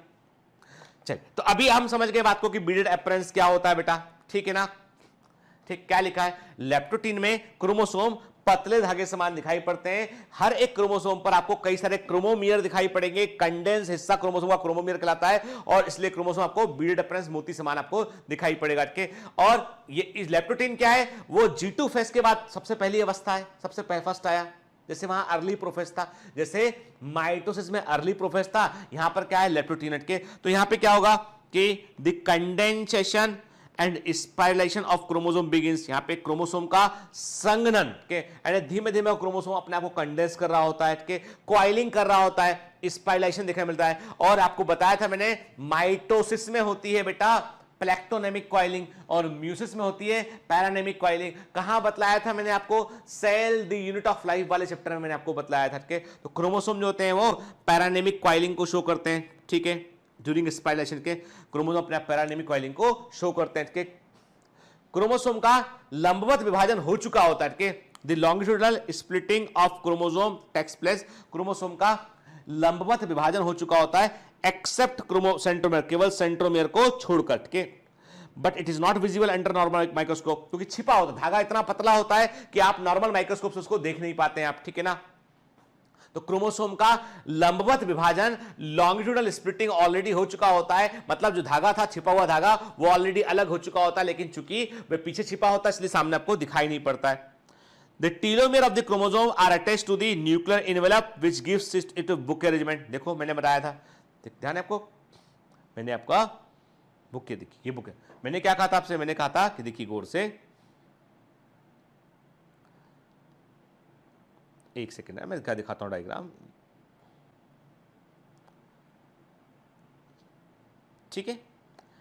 देखो तो हम बात करेंगे बेटा इसमें, देखो बुक है बना दिखा ना, मैंने क्या था, देखिए गौर से देखिए, क्रोमोसोम के सिरे क्या होते हैं, टीलोमेर होते हैं। मैंने टीलोमेर को न्यूक्लियर एनवेलप से जोड़ा था कि नहीं जोड़ा था, जोड़ा था मैंने के, मतलब क्रोमोसोम के टीलोमेर न्यूक्लियर एनवेलप पर जाकर जुड़ जाते हैं और हमें पूरा का पूरा न्यूक्लियस के अंदर का अरेंजमेंट बुके के समान, गुलदस्ते के समान हमको दिखाई पड़ता है। इसे हम बुके अरेंजमेंट कहते हैं, गुलदस्ता व्यवस्था कहते हैं इसको हम, ठीक है ना, क्लियर, ठीक है ना। ऐसा तो इमेज बनाते हैं ना बेटा, कि डायग्राम है ना, स्क्रीनशॉट लेना और बेहतर सिंपल सा डायग्राम यार बना लो उसको, है ना, ठीक है। सिंपल सा डायग्राम बेटा इसको बना लीजिए, ठीक। क्रोमोमियर एंड सेंट्रोमियर देखना, ठीक है, और सिरे जुड़े वो टीलोमेर होगी। ये क्या होगा बेटा, ये होगा, ये हिस्सा क्या होगा, ये हिस्सा होंगे टीलोमियर, ठीक है। किसको शो कर रहा है, ये लैप्टोटीन को शो कर रहा है डायग्राम, ठीक है। बना लेना ताकि आपको रिवाइज करने में आसानी होता है, इसलिए बता रहा हूं, ठीक है। आगे बढ़े, देन अब आते हैं हम जाइगोटीन पे, है ना। जाइगो मतलब जोड़ा, पेयर्ड थ्रेडेड, जोड़े में धागे दिखाई पड़ेंगे आपको यहां पे के। इस सबफेस की खासियत क्या होती है कि होमोलोगस क्रोमोसोम जो है आपस में पैरिंग करते हैं के, और इसे हम सिनेप्सिस या सिंथेसिस कहते हैं। और पहली बार इसके बारे में बताया था मॉन्टगोमेरी ने, पहली बार मॉन्टगोमेरी ने बताया था कि जाइगोटिन स्टेज में होमोलोगस क्रोमोसोम पैरिंग करते हैं। मैंने ये भी कहा था बेटा कि होमोलोगस क्रोमोसोम शब्द का मतलब दिमाग में रखना कि ये ऐसे क्रोमोसोम होते हैं, होमोलोगस क्रोमोसोम ऐसे क्रोमोसोम होते हैं जो सेम टाइप का बायोकेमिकल प्रोडक्शन करते हैं, मतलब उनमें समान स्थान पर समान प्रकार के जीन पाए जाते हैं और ये जोड़े में होते हैं। जोड़े का एक क्रोमोसोम मदर से आता है, एक फादर से आता है, ठीक है। क्या होता है, जैसे हमने आपसे कहा था कि ये, हमने कहा कि ये आपका हो गया है न्यूक्लियर, मैंने कहा ये आपका हो गया है ये, ठीक है। हमने कहा ये न्यूक्लियस का डबल मेम्ब्रेन न्यूक्लियर एनवेलप हो गया, है ना, ठीक है। कोई भी इमेज डायग्राम में छोटी छोटी बातों का ध्यान रखना चाहिए। मैंने कहा ना कि पोरस डबल मेम्ब्रेन होती है इसमें, तो मैंने पोर बना दिया इसमें, ठीक है बेटा, है ना। बीच सेल यूनिट ऑफ लाइफ के हिस्से बेटा रिवाइज करते रहा करो बीच बीच में ना। अब देखो अब क्या होगा, जाइगोटिन में क्या हुआ, जाइगोटिन में मैंने कहा कि एक क्रोमोसोम धीमे धीमे, अब देखो वहां पतला थ्रेड है, थोड़ा थ्रेड जो है, थोड़ा थ्रेड यहां पे थिक हुआ। क्यों थिक हुआ, जैसे जैसे आप आगे बढ़ोगे क्रोमोसोम का कंडीशन बढ़ने लगेगा, ठीक है। एक दूसरा होमोलोगस क्रोमोसोम क्या है, ये हमने कहा एक फादर से आया, एक मदर से आया,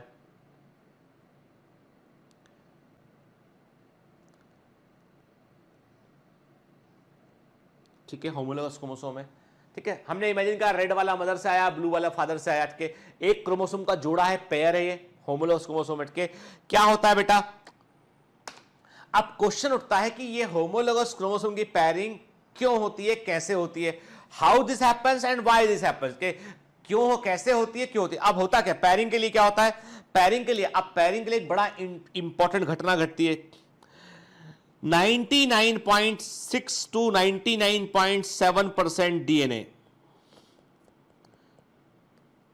उन सेल की बात कर रहा हूं मैं, उन सेल की बात कर रहा हूं जो मियोसिस में भाग लेती है, मैं उन सेल की बात कर रहा हूं जो मियोसिस में भाग लेती है। उनका 99.6 से लेकर 99.7% डीएनए जो होता है, 99.6 से लेकर 99.7% डीएनए अपने आप को एस फेज में रेप्लिकेट कर चुका होता है, एस अवस्था में रेप्लिकेट कर चुका होता है। सुनना बात को ध्यान के, यदि कोई सेल माइटोसिस में भाग लेगी, यदि कोई सेल माइटोसिस में भाग लेगी तो उसका 100% डीएनए एस अवस्था में, एस स्टेज फेज में अपने आप को रेप्लिकेट कर लेता है। देखो हाउ दिस सेल आइडेंटिफाई कि कैसे करना है परिवर्तन उसको के, यानी यदि एस अवस्था में सेल साइकिल की एस फेज में, यदि सेल साइकिल की एस फेज में 100%, सेल साइकिल की एस फेज में 100% डीएनए अपने आप को रेप्लिकेट कर लिया है, मतलब माइटोसिस होगा, ठीक है। और यदि 99.6 से लेके 99.7% जो डीएनए अपने आप को रेप्लिकेट किया है और रेस्ट 0.3 से 0.4%, मतलब 0.3, इसका मतलब यह हुआ कि 0.3 से लेके 0.4% डीएनए अपने आप को एस फेज में रेप्लिकेट नहीं कर पाता है और सेल साइकिल को आगे बढ़ा दिया। कहां पहुंच गए? लैप्टोटीन में पहुंच गए, अब जाइगोटी में पहुंचे। अब धीमे धीमे क्रोमोसोम कंडेंस हो रहा है, पर सेल की एक चिंता है, सेल को इस बात की चिंता है कि यदि हमने अभी रिमेनिंग 0.3 से 0.4% डीएनए को यदि हमने अभी जो है वो रेप्लिकेट नहीं किया तो आगे दिक्कत हो जाएगी, क्योंकि आगे और क्रोमोसोम कंडेंस होगा, मौका भी नहीं मिलेगा आगे। आपके दिमाग में क्वेश्चन ये उठ रहा होगा कि अरे सर 0.3 से 0.4% है, जाने दो ना, मोटा मोटा सोचो। अरे भाई 0.3 से 0.4% तुमको मिलने वाला है, तुमको नीट निकालने पर एक इनाम मिलेगा। नीट निकालने पर इनाम यह मिलेगा कि मुकेश अंबानी जी अपनी संपत्ति का 0.3 से 0.4% तुमको देंगे। कितना? 0.3 से 0.4% तुमको देंगे। आप देखिए वल्ले वल्ले हुई जिंदगी भर की, बड़ा अस्पताल खोल लेंगे। अरे भाई मुकेश अंबानी दुनिया के चौथे सबसे बड़े आदमी बन चुके हैं, पूरे एशिया में सबसे अमीर आदमी, पूरे वर्ल्ड के अंदर टॉप 10 में नंबर 4 पे चल रहे हैं वो, ठीक है। इतना बड़ा आदमी, अरबों खरबों की संपत्ति, उसका 0.3 से 0.4% कितना होता है? बहुत होता है, बहुत ज्यादा होता है, ठीक है। होता है कि नहीं होता है?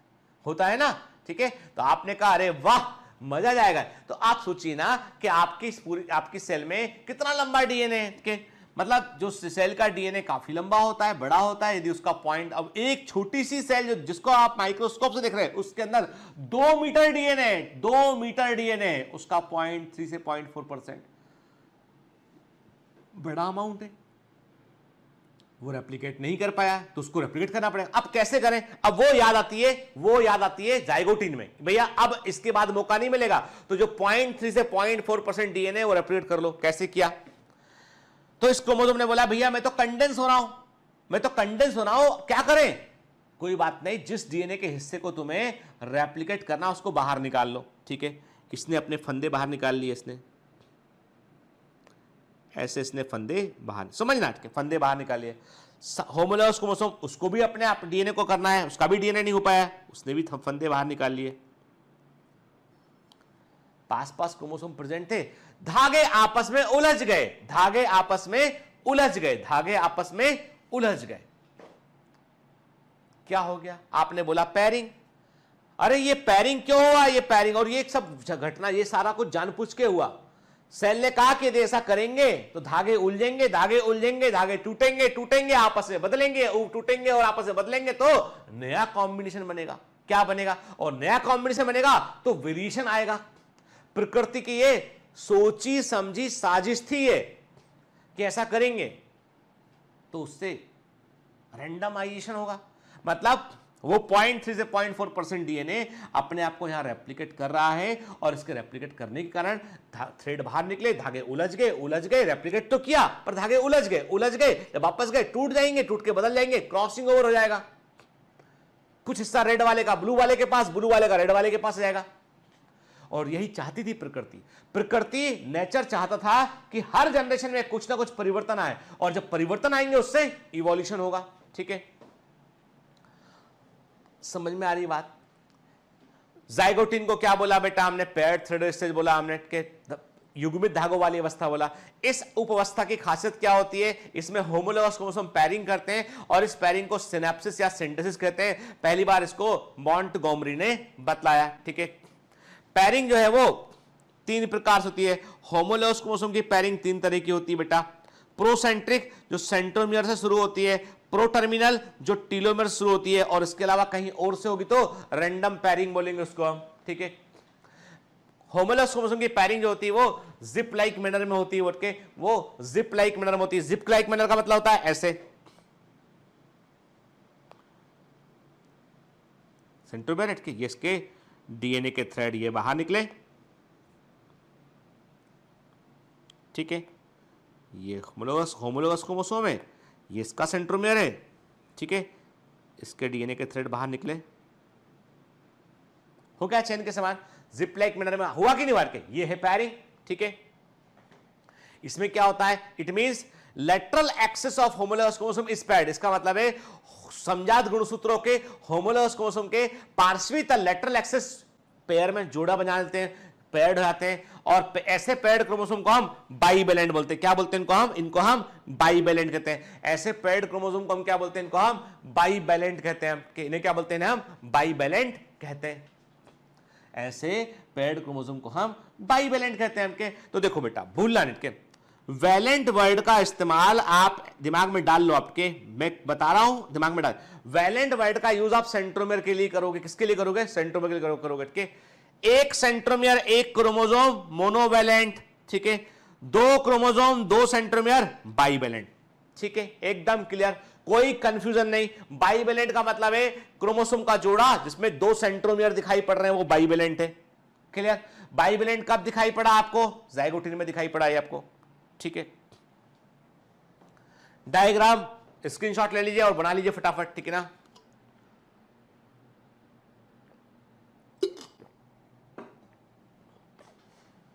ठीक है बेटा, डायग्राम बना लीजिएगा, ठीक। तो ये दिखाई पड़ रहा है हमें bivalent. When the entire lateral axis of homologous chromosome is paired, जब homologous chromosome का पूरा lateral axis pair जाता है, उसे हम क्या बोलते हैं, सिनेप्टोनिमल कॉम्प्लेक्स कहते हैं। कहने का मतलब ये है, बार बार मैं लाइन डायग्राम बनाता हूं ताकि आप याद रखें इसको। आप एक क्रोमोसोम, दूसरा होमोलोगस क्रोमोसोम, ठीक है, ये इसका लेटरल एक्सिस से निकला, ये थ्रेड बाहर निकले ऐसे, ठीक है। क्या बोला आपने इसको बोला आपने सिनेप्टोनिमल कॉम्प्लेक्स। पूरा जोड़ा दिखाई पड़ा है सिनेप्टोनिमल कॉम्प्लेक्स का आपने के। इसको पहली बार देखा था मॉसेस ने क्रेफिश के स्पर्मेटोसाइट में के। It was first time observed bye mosses in spermatocyte of crayfish, ठीक है ना।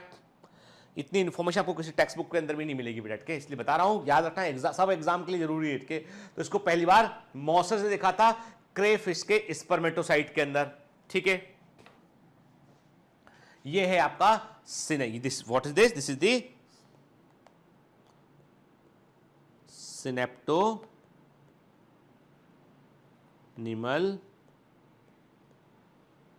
Complex, this is the synaptonemal complex, ठीक है, क्लियर। अब क्यों ऐसा हुआ, मैंने कहा आपसे, condensation of chromosome remains continue in this phase of phase. यानी जाइगोटिन में भी क्रोमोसोम का कंडेंसेशन लगातार होता रहता है के। The 0.3 to 0.4% DNA replicates in zygotene. Important चीज है बेटा क्या, यानी 0.3 से लेके 0.4% डीएनए अपने आप को जाइगोटिन में रेप्लिकेट करता है। इस डीएनए को हम जिग डीएनए बोलते हैं, जिग डीएनए कहते हैं, ठीक है। सो टू परफॉर्म रेप्लिकेशन, इसलिए पुनरावर्तन रेप्लिकेशन को करने के लिए डीएनए के स्ट्रैंड डिकंडेंस होते हैं, और इसी कारण से शायद perhaps this event results in the pairing of chromosome. शायद इसी कारण से शायद होमोलोगस क्रोमोसोम की पैरिंग आती है। होमोलोगस क्रोमोसोम का जो है युग्मन या पैरिंग इसी कारण से हो जाता है, ठीक है, क्लियर। चलिए अब नेक्स्ट स्टेज पे आते हैं। नेक्स्ट स्टेज है पैकाइटिन। व्हाट इज पैकाइटिन, तो मैंने आपसे कहा था पैकी मतलब थिक, मोटे धागे की बात कर रहे हैं। क्या बोल रहे हैं बेटा, मोटे धागे की बात कर रहे हैं। पैकाइटिन थिक थ्रेडेड स्टेज, ठीक है। यहां पे क्या होगा बेटा, अब जैसे जैसे आप आगे बढ़ेंगे वैसे वैसे क्रोमोसोम का कंडेंसेशन बढ़ता जाएगा, क्रोमोसोम कंडेंसेशन जो है वो अधिक होता जाएगा। मैंने आपसे कहा ये आपका जो है वो न्यूक्लियस है, ठीक है ना, ठीक है बेटा, ये है न्यूक्लियस डबल मेम्ब्रेन, है ना। हम डायग्राम इसलिए बनाते हैं बार बार बेटा ताकि आपको कॉन्सेप्ट समझ में आए और आप भी साथ में बनाते रहा कीजिए कि जब मैं बनाता हूं ना तो आपको भी साथ में कॉपी में बना लेना चाहिए कि एकदम जो है वो मैं ही सारा काम करूं, ऐसा नहीं बेटा, बहुत सारा काम आपको करना पड़ेगा, आप में से बहुत सारे बच्चे बहुत अच्छे हैं, बहुत प्यारे हैं कि वो उनके टेबल के फोटो वोटो उन्होंने भेजे कहीं कि बैठ के पढ़ रहे हैं, मतलब इतना मेहनत। मतलब मैं बता रहा हूँ कि कई बार मैं आपको अपने से बेहतर पाता हूँ मैं। What I think कि you are much better than me. That's why you can achieve much more than me. इसलिए आप मुझसे बेहतर अचीव भी कर सकते हैं बेटा, ठीक है ना। And I really love you all guys, ठीक है ना। मैं बहुत प्रेम करता हूँ आपसे, बहुत मैं जो है मुझे बहुत चिंता भी आपकी होती है। मैं आपकी मनोवैज्ञानिक तौर पर से भी चिंता करता हूँ, ठीक है। आपकी सेहत के लिए भी मैं भगवान से कामना करता हूँ, आप स्वस्थ रहे सारे लोग, पढ़ते रहे, आपकी पढ़ाई में कोई व्यवधान ना हो। क्योंकि बेटा हमको अब जो है, अब नहीं, हमारे से अब जो और इंतजार नहीं करेंगे। We want topper, we want top ranker from Biomentor. NEET के अंदर जो है फोड़ देने वाले सारे बच्चे बायोमेंटर्स के होना चाहिए, ठीक है। अब देखो बेटा, हम जैसे से आगे बढ़ेंगे ना वैसे वैसे क्रोमोसोम का कंडीशन बढ़ता चलेगा, अधिक हो जाएगा, ठीक है। अब देखिए, ये पहली बार यहां पर पैकाइटिन में ऐसा होगा कि जो डीएनए का थ्रेड एस फेज में अपने आप को डबल किया था, एस फेज में क्या होता है, डीएनए डबल होता है क्रोमोसोम के अंदर, वो अभी तक दिखाई नहीं पड़ रहा था। पहली बार हमको दिखाई देना शुरू होता है वो पैकाइटिन। पहली बार पैकाइटिन में जो डीएनए थ्रेड था वो हमको, छिपा हुआ डीएनए भी हमको वो दिखने लगता है, ठीक है। जैसे से आगे बढ़ोगे कंडेंसेशन बढ़ता चला जाएगा, ठीक है ना। दूसरा होमोलोगस क्रोमोसोम है,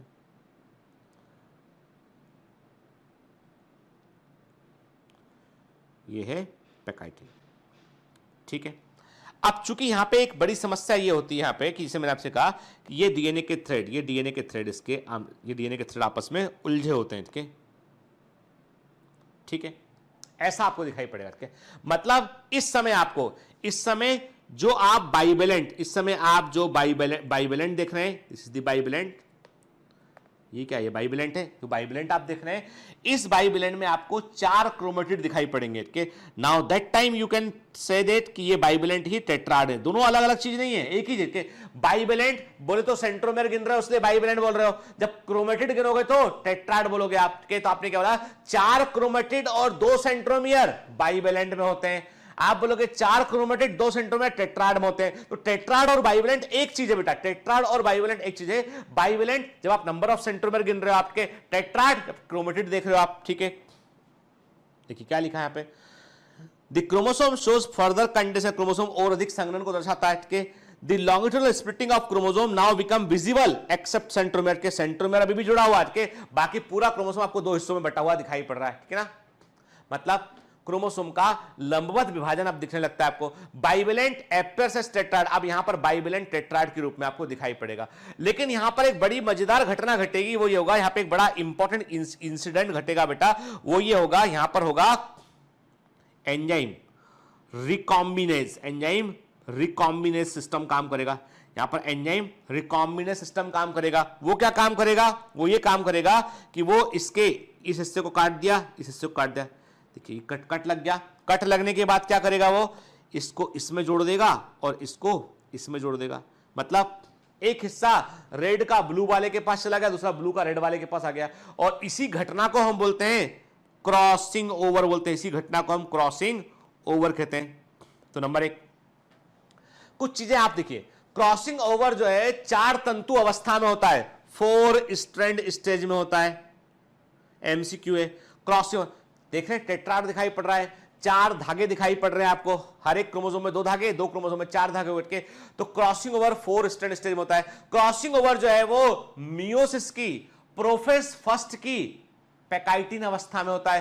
क्रॉसिंग ओवर एंजाइम के माध्यम से होता है। रिकॉम्बिनेज एंजाइम सिस्टम काम करता है। क्रोमोसोम के 2 हिस्से कट जाते हैं और कटे हुए हिस्से आपस में बदल जाते हैं। क्रॉसिंग ओवर होमोलोगस क्रोमोसोम के, ध्यान से सुनिएगा, क्रॉसिंग ओवर होमोलोगस क्रोमोसोम के आमने सामने वाले नॉन सिस्टर क्रोमेटिड के बीच में होता है। Blue blue sister chromatid, red red sister chromatid, एक क्रोमोसोम के दोनों क्रोमेटिड सिस्टर क्रोमेटिड, ठीक है। तो ब्लू वाले का हिस्सा रेड वाले से बदलाएगा। तो क्रॉसिंग ओवर होमोलोगस क्रोमोसोम के आमने सामने वाले नॉन सिस्टर क्रोमेटिड के बीच में होता है, ठीक है। क्या लिखा, the tetrad having 2 homologous chromosome each with 2 chromatid and 1 centromere. Tetrad में 2 होमोलोगस क्रोमोसोम होते हैं, हर एक होमोलोगस क्रोमोसोम में 2 क्रोमेटिड होगा और बेटा 1 सेंट्रोमेर होगा।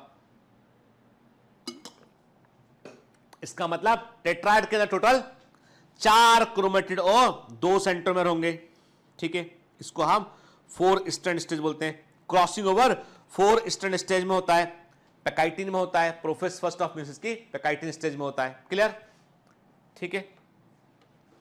देखिए ना, ये है टेट्राड। डायग्राम बनाते हुए चलना है आपको। कलर्ड पेन से डायग्राम बनाइएगा, ठीक है ना। किसी के कॉपी में केवल नीले पेन से बनाया तो पिटाई लगेगी, ठीक है। मैं यदि कलर्ड पेन यूज कर रहा हूं, आपको कलर्ड पेन से डायग्राम बनाना है, क्योंकि बेटा तभी समझ पाएंगे आप अच्छे से इसको, ठीक है ना।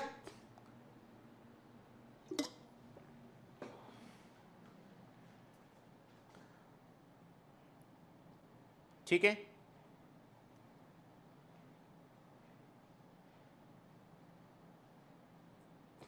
बनाया। चलिए आगे बढ़ते हैं, ठीक। देखो क्रॉसिंग ओवर हुआ। क्रॉसिंग ओवर तो क्या हुआ कि आपने देखा ना कि यहां पे एक्सचेंज क्या हुआ बेटा। क्रॉसिंग ओवर क्या है बेटा, एक्सचेंज। और नंबर 1 मैंने कहा आपसे क्रॉसिंग ओवर जो है वो पैकाइटिन में हो रहा है, 4 स्ट्रैंड स्टेज में हो रहा है, ठीक है। क्या है एक्चुअली, क्रोमोसोमल सेगमेंट का ये एक्सचेंज है। किसके बीच में हो रहा है, non sister chromatid of homologous chromosome के बीच में हो रहा है, ठीक है। और यहां पर एंजाइम क्या काम कर रहा है बेटा, काटने वाले और जोड़ने वाले एंजाइम काम कर रहे हैं। तो उसको पूरे सिस्टम को हम बोलते हैं रिकॉम्बिनेज एंजाइम सिस्टम कहते हैं उसे हम, ठीक है। देखिए है ना, आप देख रहे हैं ये होमोलोगस है ना, ये सिस्टर क्रोमेटिड, ये दोनों आपस में क्या हो गए, ये नॉन सिस्टर क्रोमेटिड के। तो क्रॉसिंग ओवर होमोलोगस क्रोमोसोम के आमने सामने वाले नॉन सिस्टर क्रोमेटिड के बीच में होता है, ठीक है ना। देखिए आप ध्यान से, ठीक है।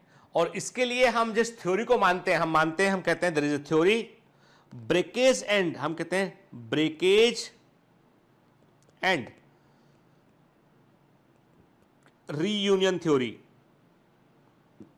इसका संबंध क्रॉसिंग ओवर से, मतलब पहले क्रोमोसोम का हिस्सा टूटेगा, टूट के वापस से जुड़ जाएगा।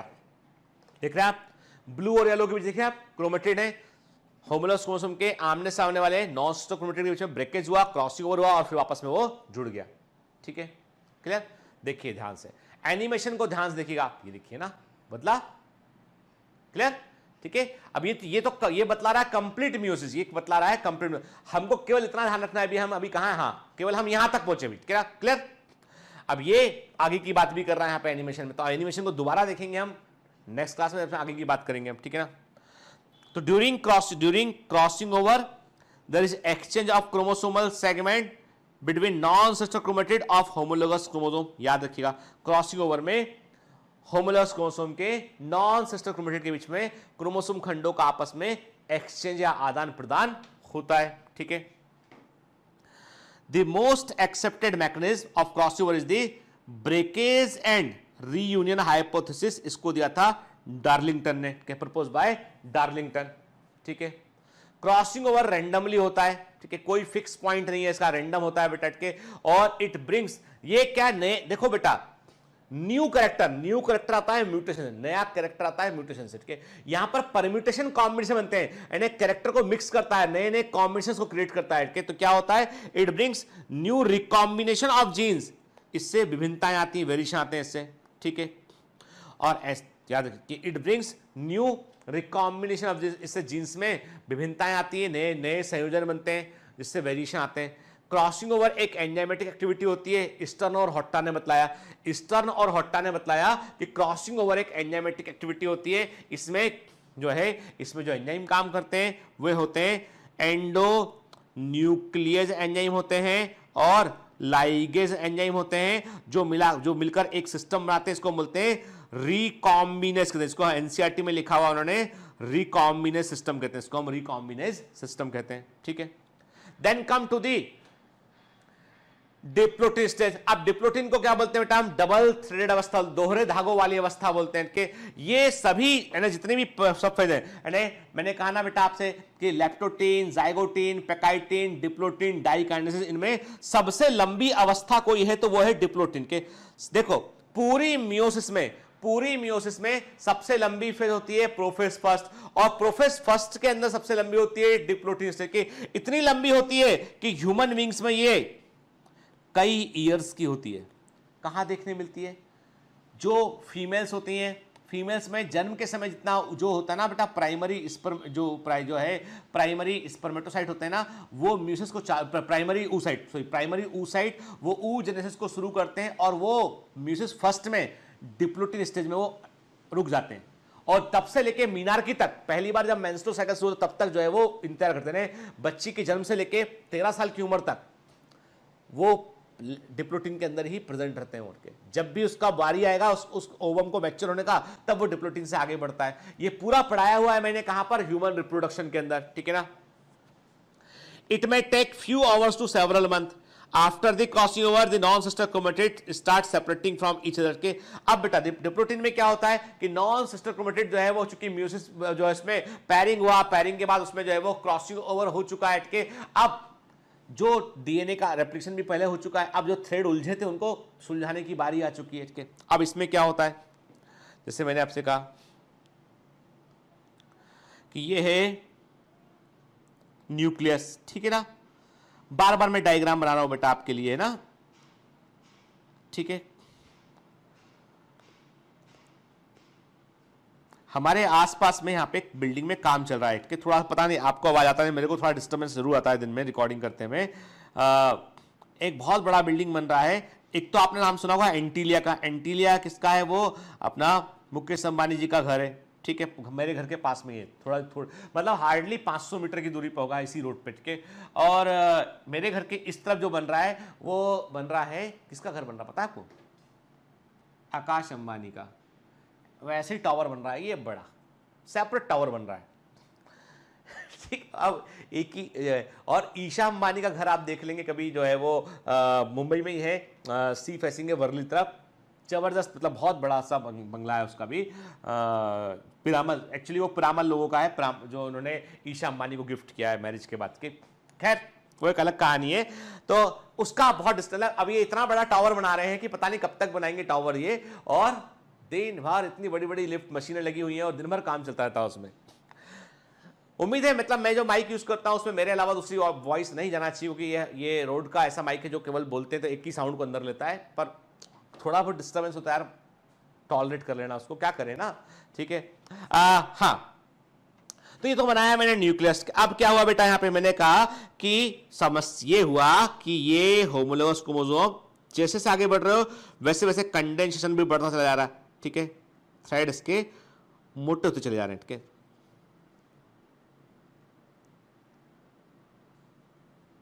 ठीक, ये दूसरा होमोलोगस क्रोमोसोम है सामने वाला, ठीक है बेटा।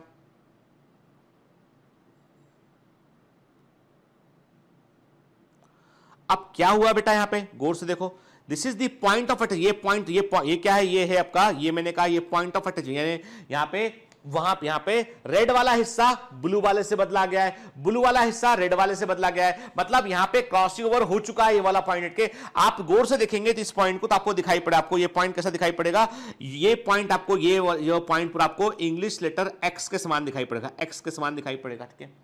इस एक्स शेप की स्ट्रक्चर को हम बोलते हैं क्याजमेटा, बोलते हैं इसको हम क्याजमेटा कहते हैं। And chiasmata is the result of the crossing over, ठीक है यार। क्याजमेटा क्रॉसिंग ओवर का परिणाम स्वरूप बनता है, मतलब ये पॉइंट ऑफ अटैचमेंट को शो करता है, यहां पे अटैचमेंट हुआ है। अब क्रोमोसोम के सारे धागे अंदर जा चुके होते हैं जो बाहर निकले थे वोट के। अब चूंकि ये पॉइंट ऑफ अटैचमेंट है, इससे अब क्रोमोसोम को अलग अलग करना पड़ेगा। तो यहां पे होता है क्या डिप्लोटिन में कि आपको नंबर एक, आपको एक तो क्याजमेटा दिखाई पड़ेगा, एक्स के समान आपको क्याजमेटा दिखाई पड़ेगा। और अभी जैसे मैंने कहा ये एक्स से क्याजमेटा इमेजिन करते हैं, ओके, दिस इज क्याजमेटा, ये एक्स से क्याजमेटा, ये एक्स के समान बेटा क्याजमेटा के। अब ये क्याजमेटा को हमें हटाना है तो क्या करेंगे, धीमे धीमे पोल सिरे की ओर मूव करेगा, सिरे की ओर मूव करेगा, सिरे की ओर मूव करेगा, मूव करेगा, मूव करेगा, मूव करेगा, और ये अलग हट जाएगा। ऐसे होता है बिल्कुल, जैसे मैं अपने पेन को स्लाइड कर रहा हूं ना, ऐसे ही क्रोमोसोम स्लाइड करता है और दोनों हिस्सों पे अलग अलग हो जाता है। इसे बोलते हैं टर्मिनेशन। चूंकि हम बीच से शुरू कर रहे हैं, सिरे की ओर जा रहे हैं और इस क्याजमेटा को हम खत्म कर रहे हैं, इस प्रोसेस को बोलते हैं टर्मिनेशन के। तो टर्मिनेशन की शुरुआत कब होती है, डिप्लोटिन में होती है, ठीक है। देखिए, the separation begins from the centromere and it proceeds towards the telomere. जो होमोलोगस क्रोमोसोम के सेपरेट होने की शुरुआत जो है वो सेंट्रोमियर से होती है और ये टीलोमियर की तरफ लगातार होती है। इस प्रकार के सेपरेशन को क्या बोलते हैं? इस प्रकार के सेपरेशन को हम बोलते हैं टर्मिनलाइजेशन बोलते हैं। इसको हम क्या बोलते हैं? टर्मिनलाइजेशन बोलते हैं के। और ये पूरी की पूरी प्रोसेस जो है वो जाइगोटिन में जो पैरिंग हुआ उसका अपोजिट प्रोसेस है, इसको बोलते हैं हम डी सिनेप्सिस भी कहते हैं। Very very important. तो टर्मिनलाइजेशन कहां देखने मिलता है आपको? डिप्लोटिन में देखने मिलता है। डी सिनेप्सिस कहां देखने मिलेगा आपको? वो डिप्लोटिन में देखने मिलेगा। ठीक है, मतलब पैरिंग से अलग हटने की बात चल रही बेटा अभी, ठीक है ना। क्या हुआ? मैंने कहा ना ऐसा एक्सरसाइज था, अब धीमे धीमे धीमे धीमे सिरे की ओर मूव करेगा, सिरे की ओर मूव करेगा, मूव करेगा, मूव करेगा, अलग निकल जाएगा। ठीक है ना, है ना। आई बस में, चलो ऐसे दिखाता हूं मैं। ठीक है, समझो बात को बेटा, है ना। जिससे मैंने कहा ये लिया, पेन लिया, मैंने कहा आपसे कि देखो बेटा ये क्याज्मेटा है, सिरे की ओर मूव किया, मूव किया, मूव किया, ये टर्मिनलाइजेशन। ठीक है ना, डी सिनेप्सिस बोला प्रोसेस को हमने। ठीक, as a result of termination, the non-sister chromatid separate from each other except those point जहां पर वो ऑलरेडी क्रॉस ओवर उन पॉइंट पर ये सेपरेट अभी नहीं हो पाते हैं। इन कॉन्टेक्ट पॉइंट को हम बोलते हैं क्याज्मेटा बोलते हैं। क्या बोलते हैं? क्याज्मेटा कहते हैं। और पहली बार इसको बताया था जेनसन ने फर्स्ट टाइम बताया था। अब आप बोलोगे सर ये पॉइंट ऑफ अटैचमेंट क्यों बना हुआ है? अरे भाई सिंपल सी बात है, मॉलिक्यूल के बीच में अपना एक अट्रैक्शन भी होता है। ठीक है, अरे चलो ये भी नहीं समझ पाते, हम एक सिंपल सा किस्सा लेते हैं।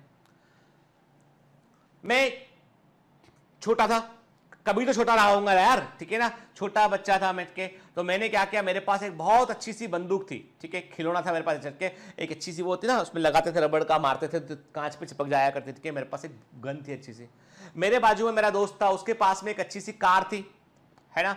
वो उसको की लगाएगा उसमें और छोड़ देगा, कार तेज चला करती थी। एक दिन हम दोनों खेल रहे थे और हम दोनों में बहुत अच्छी दोस्ती थी। ठीक है, जय और वीरू के समान दोस्ती थी।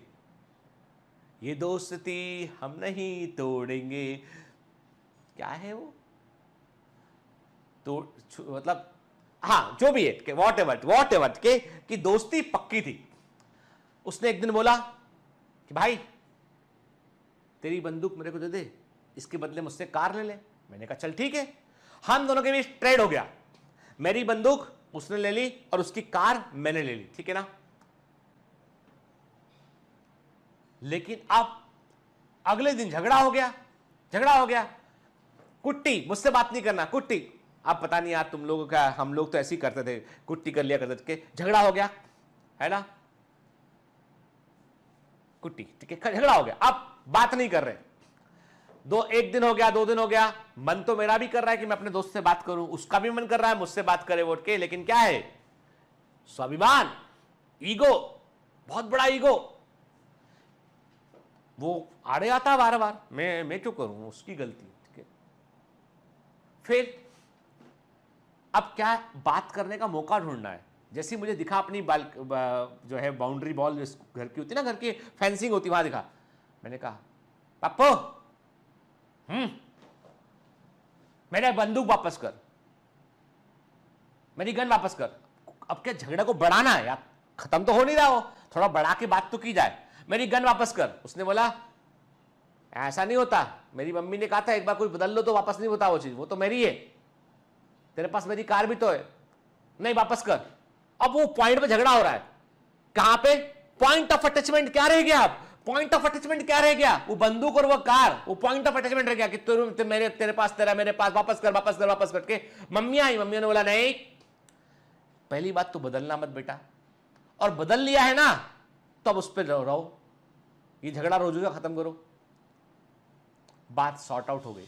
मम्मी आई, बोली कोई झगड़ा नहीं करना, जिसके पास जो है ना वो रखेगा अपने पास, ठीक है ना, अब दोबारा नहीं बदलना। बात खत्म हो गई। That is the same kind of thing कि जो हिस्सा टूट के दूसरे के पास गया है ना, कुछ समय के लिए मॉलिक्यूलर अट्रैक्शन वहां मौजूद रहता है, इसके चलते वो उस कॉन्टेक्ट पॉइंट में बना रहता है। फिर धीमे धीमे उस कॉन्टेक्ट पॉइंट को हम स्लिप करते हैं और हटा लेते हैं उसको हम। ठीक है, क्लियर। तो मैंने क्या कहा आपसे कि टर्मिनलाइजेशन के परिणाम स्वरूप जो नॉन सिस्टर क्रोमेटिड सेपरेट आते हैं एक दूसरे से, केवल कांटेक्ट पॉइंट पर जुड़े रहते हैं, जिससे हम जहां पे क्रॉसिंग ओवर होता है, और इन एक्स के आकृति के कांटेक्ट पॉइंट को हम क्याजमेटा कहते हैं, जिनको जेनसन ने देखा था 1909 में। ठीक है, देखिए इमेज ध्यान रखिएगा, इंपॉर्टेंट है बेटा।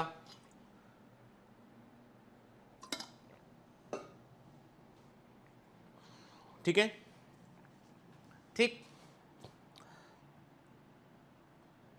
ये एक्चुअल में देख रहे हैं हम क्याजमेटा के, इलेक्ट्रॉन माइक्रोस्कोपिक जो है पिक्चर है ये, जो क्याजमेटा को शो करती है। ठीक है, यदि chiasmata are present at the end of chromosome, यदि क्याजमेटा क्रोमोसोम के सिरे पर प्रेजेंट होगा तो टर्मिनल क्याजमेटा बोलेंगे, बीच में प्रेजेंट रहेगा तो इंटरकैलरी क्याजमेटा बोलेंगे, यदि ये क्रोमोसोम के मध्य में प्रेजेंट रहेगा तो इसे हम इंटरकैलरी क्याजमेटा बोलेंगे, इसके सिरे पर रहेगा टर्मिनल क्याजमेटा बोलेंगे हम। ठीक है ना, क्याजमेटा क्रॉसिंग ओवर का परिणाम होते हैं, तो जो है उल्टा मत पढ़ना बेटा, गलती मत करना कि क्याजमेटा के कारण क्रॉसिंग ओवर, कुछ किताबों में उल्टा लिखा हुआ है, तो chiasmata are the result of the crossing over. ठीक है ना, कोई क्रोमोसोम की लंबाई जितनी अधिक होगी, जितनी अधिक क्रोमोसोम की लंबाई होगी उतना अधिक उसके धागे उलझेंगे, जितना अधिक उसके धागे उलझेंगे उतना अधिक उसमें क्रॉसिंग ओवर होगा, और जितना अधिक क्रॉसिंग ओवर होगा उतना अधिक पॉइंट ऑफ अटैचमेंट होगा और उतने अधिक क्याजमेटा देखने मिलेंगे। एक लाइन को मैंने बतला दिया, लिखा है यहां पे, more the length of chromosome more will be the frequency of chiasmata formation. Chromosome की लंबाई जितनी अधिक होगी क्याजमेटा का निर्माण उतना अधिक होगा। तो सिंपल सी बात बेटा ये है कि जितना लंबा क्रोमोसोम होगा उतने अधिक उसके धागे उलझेंगे, जितने अधिक धागे उलझेंगे उतना अधिक जो है क्रॉसिंग ओवर होगा, और जितना अधिक क्रॉसिंग ओवर होगा उतने अधिक क्याजमेटा बनेंगे। ठीक है, क्लियर। टीलोसेंट्रिक क्रोमोसोम में सबसे अधिक संख्या में क्याजमेटा आपको देखने मिलते हैं। का कारण यह होता है कि कोई भी क्रोमोसोम होता है, इसमें मैंने कहा ये टीलोमियर है, सेंट्रोमियर है। ठीक है, तो क्रोमोसोम में जो रिपल्सन के पॉइंट है, ये एक दूसरे को, ये मैंने कहा these are the point of repulsion करते हैं। सेंट्रोमियर एक दूसरे को रिपल करता है, टीलोमियर एक दूसरे को रिपल करता है। ठीक है, तो जो नॉर्मल मेटासेंट्रिक या सब मेटासेंट्रिक क्रोमोसोम होते हैं ना, उसमें टीलोमियर एक दूसरे को रिपल करते हैं, सेंट्रोमियर एक दूसरे को रिपल करता है, प्रतिकर्षण करता है। ठीक है, लेकिन जो टीलोसेंट्रिक क्रोमोसोम होता है उसमें एक रिपल्सन पॉइंट यहां रिपल करेगा, यहां रिपल करेगा, तो उसमें एक रिपल्सन पॉइंट कम हो जाता है, क्योंकि उसमें टीलोमियर केवल एक ही होता है, तो इसलिए वो अधिक क्याजमेटा बनाते हैं। ठीक है, maximum 14 chiasmata are observed in Vicia faba plant chromosome. सबसे अधिक 14 क्याजमेटा हमको वीसिया फेवा प्लांट के क्रोमोसोम में देखने मिलते हैं। क्लियर, ठीक है।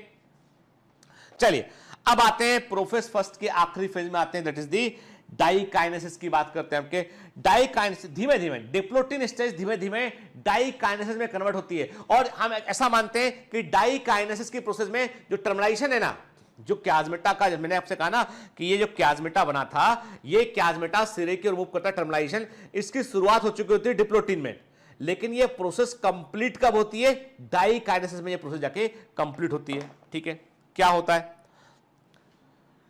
मैंने कहा ये आपका न्यूक्लियस हो गया, ठीक है, ये आपका न्यूक्लियस हो गया।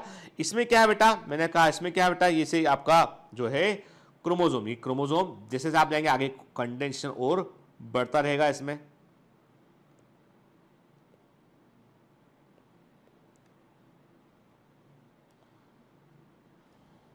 ठीक है।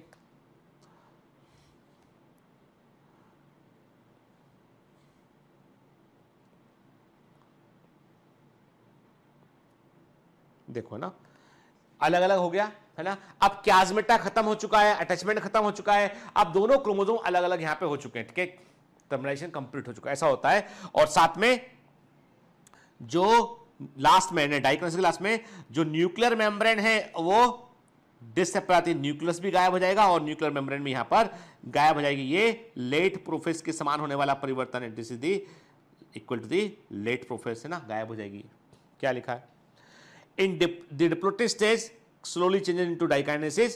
In this phase termination complete. याद है टर्मिनेशन की शुरुआत कब होती है? क्वेश्चन है एग्जाम का, टर्मिनलाइजेशन की शुरुआत होती है डिप्लोटीन में और खत्म होता है ये डाइकाइनेसिस में के। न्यूक्लियर मेम्ब्रेन और न्यूक्लियस गायब हो जाते हैं और यहां पे क्रोमोसोम आपको maximum more condensation of chromosome, chromosome का अधिक संघनन आपको यहां पर देखने मिलेगा। मोर कंडेंसेशन ऑफ क्रोमोसोम यहां पर आपको देखने मिलेगा। क्लियर? ठीक है।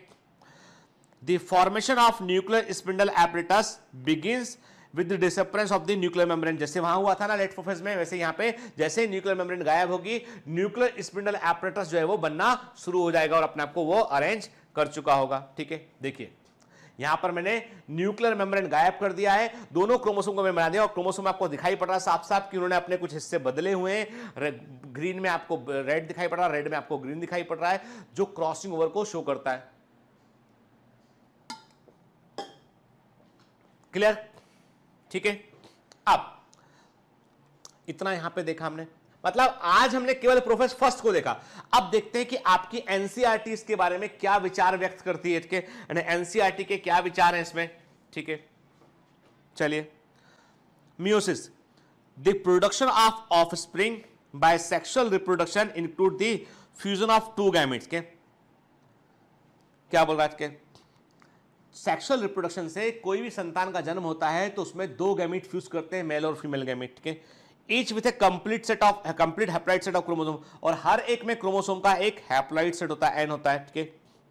Gametes are form from the specialised diploid cell gamete, विशेष प्रकार की डिप्लॉइड सेल से बनते हैं जो मियोसाइट सेल होती हैं। ठीक है। This specialised kind of cell division that reduces the chromosome number by half results in the production of the haploid daughter cell के, मतलब विशेष प्रकार का सेल डिवीजन यहां पे भाग लेगा जो क्रोमोसोम नंबर को आधा कर देगा और इस प्रकार का डिवीजन हमको हम म्यूसिस कहते हैं और ये डिवीजन ही क्रोमोसोम नंबर को हाफ करता है और जो गैमेट के अंदर हमें देखने मिलेगा। ठीक है ना। Meiosis ensures the production of haploid phase in the life cycle of sexually reproducing organism whereas fertilisation restore the diploid phase. मैंने कहा ना मियोसिस क्रोमोसोम नंबर को आधा करता है, एन और एन करता है, मतलब 2n से n करता है, और फर्टिलाइजेशन फिर n और n को जोड़कर 2n में आता है, मतलब generation after generation chromosome number को मेंटेन करते हैं म्यूसिस और fertilisation. We come across meiosis during gametogenesis in plant and animals. हमें प्लांट और एनिमल में गैमेटोजेनेसिस के दौरान म्यूसिस हमको देखने मिलता है और इसी का परिणाम यह होता है कि हमको हैप्लॉइड गैमेट मिलते हैं। ठीक है। The key features of meiosis are as follows के। एनसीईआरटी पढ़ रहे हैं अभी हम के, सब कुछ पढ़ा हमने बेटा, हम एनसीईआरटी देख रहे हैं के, यानी जो म्यूसिस के की फीचर है वो क्या होते हैं। Meiosis involves two sequential cycle of nuclear and cell division called the meiosis first and meiosis second के। म्यूसिस में जो है वो म्यूसिस फर्स्ट और सेकंड दो प्रकार के आपको जो है वो डिवीजन देखने मिलता है। ठीक है ना। लेकिन only a single cycle of DNA replication के, मतलब दो बार, कहने का मतलब है कि दो बार न्यूक्लियस डिवाइड करता है। ठीक है। लेकिन दो बार न्यूक्लियस डिवाइड करेगा, दो बार साइटोप्लाज्म डिवाइड करेगा, लेकिन केवल एक ही बार जो है डीएनए अपने आप को रेप्लिकेट करेगा। Meiosis first is initiated after the parental chromosome have replicated to produce identical sister chromatid at the S phase के। तो म्यूसिस फर्स्ट कब शुरू होगा बेटा? जब एस फेज में डीएनए अपने आप को ऑलरेडी डुप्लीकेट कर चुका होगा, उसके बाद म्यूसिस फर्स्ट की शुरुआत होगी। Meiosis involve the pairing of homologous chromosome and recombination between them. Meiosis के दौरान होमोलोगस क्रोमोसोम पैरिंग करेंगे, कब करते हैं? जाइगोटिन में करते हैं, उसे सिनेप्सिस कहते हैं, सिंथेसिस कहते हैं, और क्रॉसिंग ओवर, रिकॉम्बिनेशन या क्रॉसिंग ओवर हमको देखने मिलेगा। ठीक है। 4 हैप्लॉइड सेल हमको म्यूसिस सेकंड के अंत में हमको 4 हैप्लॉइड सेल्स मिलेंगे। ठीक है। म्यूसिस के इवेंट को हम दो फेज में बांटते हैं बेटा, म्यूसिस फर्स्ट में और म्यूसिस सेकंड में। इसको हम जो है वो बांट कर चलते हैं, दो हिस्सों में इसको हम बांटते हैं। ठीक है। क्लियर? देखिए, यानी prophase first, metaphase first, anaphase first, telophase first, कि ये हमको म्यूसिस फर्स्ट दिखाई पड़ रहा है यहाँ पे, है ना। तो अभी हमने क्या देखा? अभी केवल इतनी देर में हमने केवल इसके बारे में बात किया, हमने केवल इसके बारे में हमने बात किया हुआ है। ठीक है बेटा, है ना।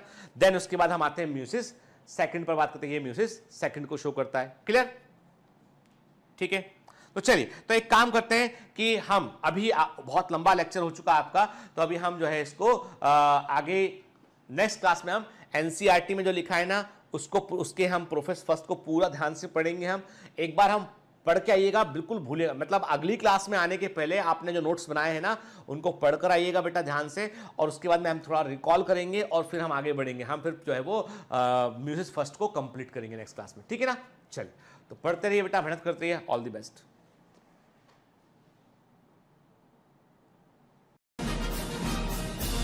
Hi. To become an official commando of Biomentors, join us at www.biomentors.online. Here you can solve daily practice papers, an online test. You can download performance enhancement sheets. You can track your progress. You can interact with other fellow commandos. Join us and prepare yourself. It's a commando training for your success. Download Biomentors online app from Google Play Store.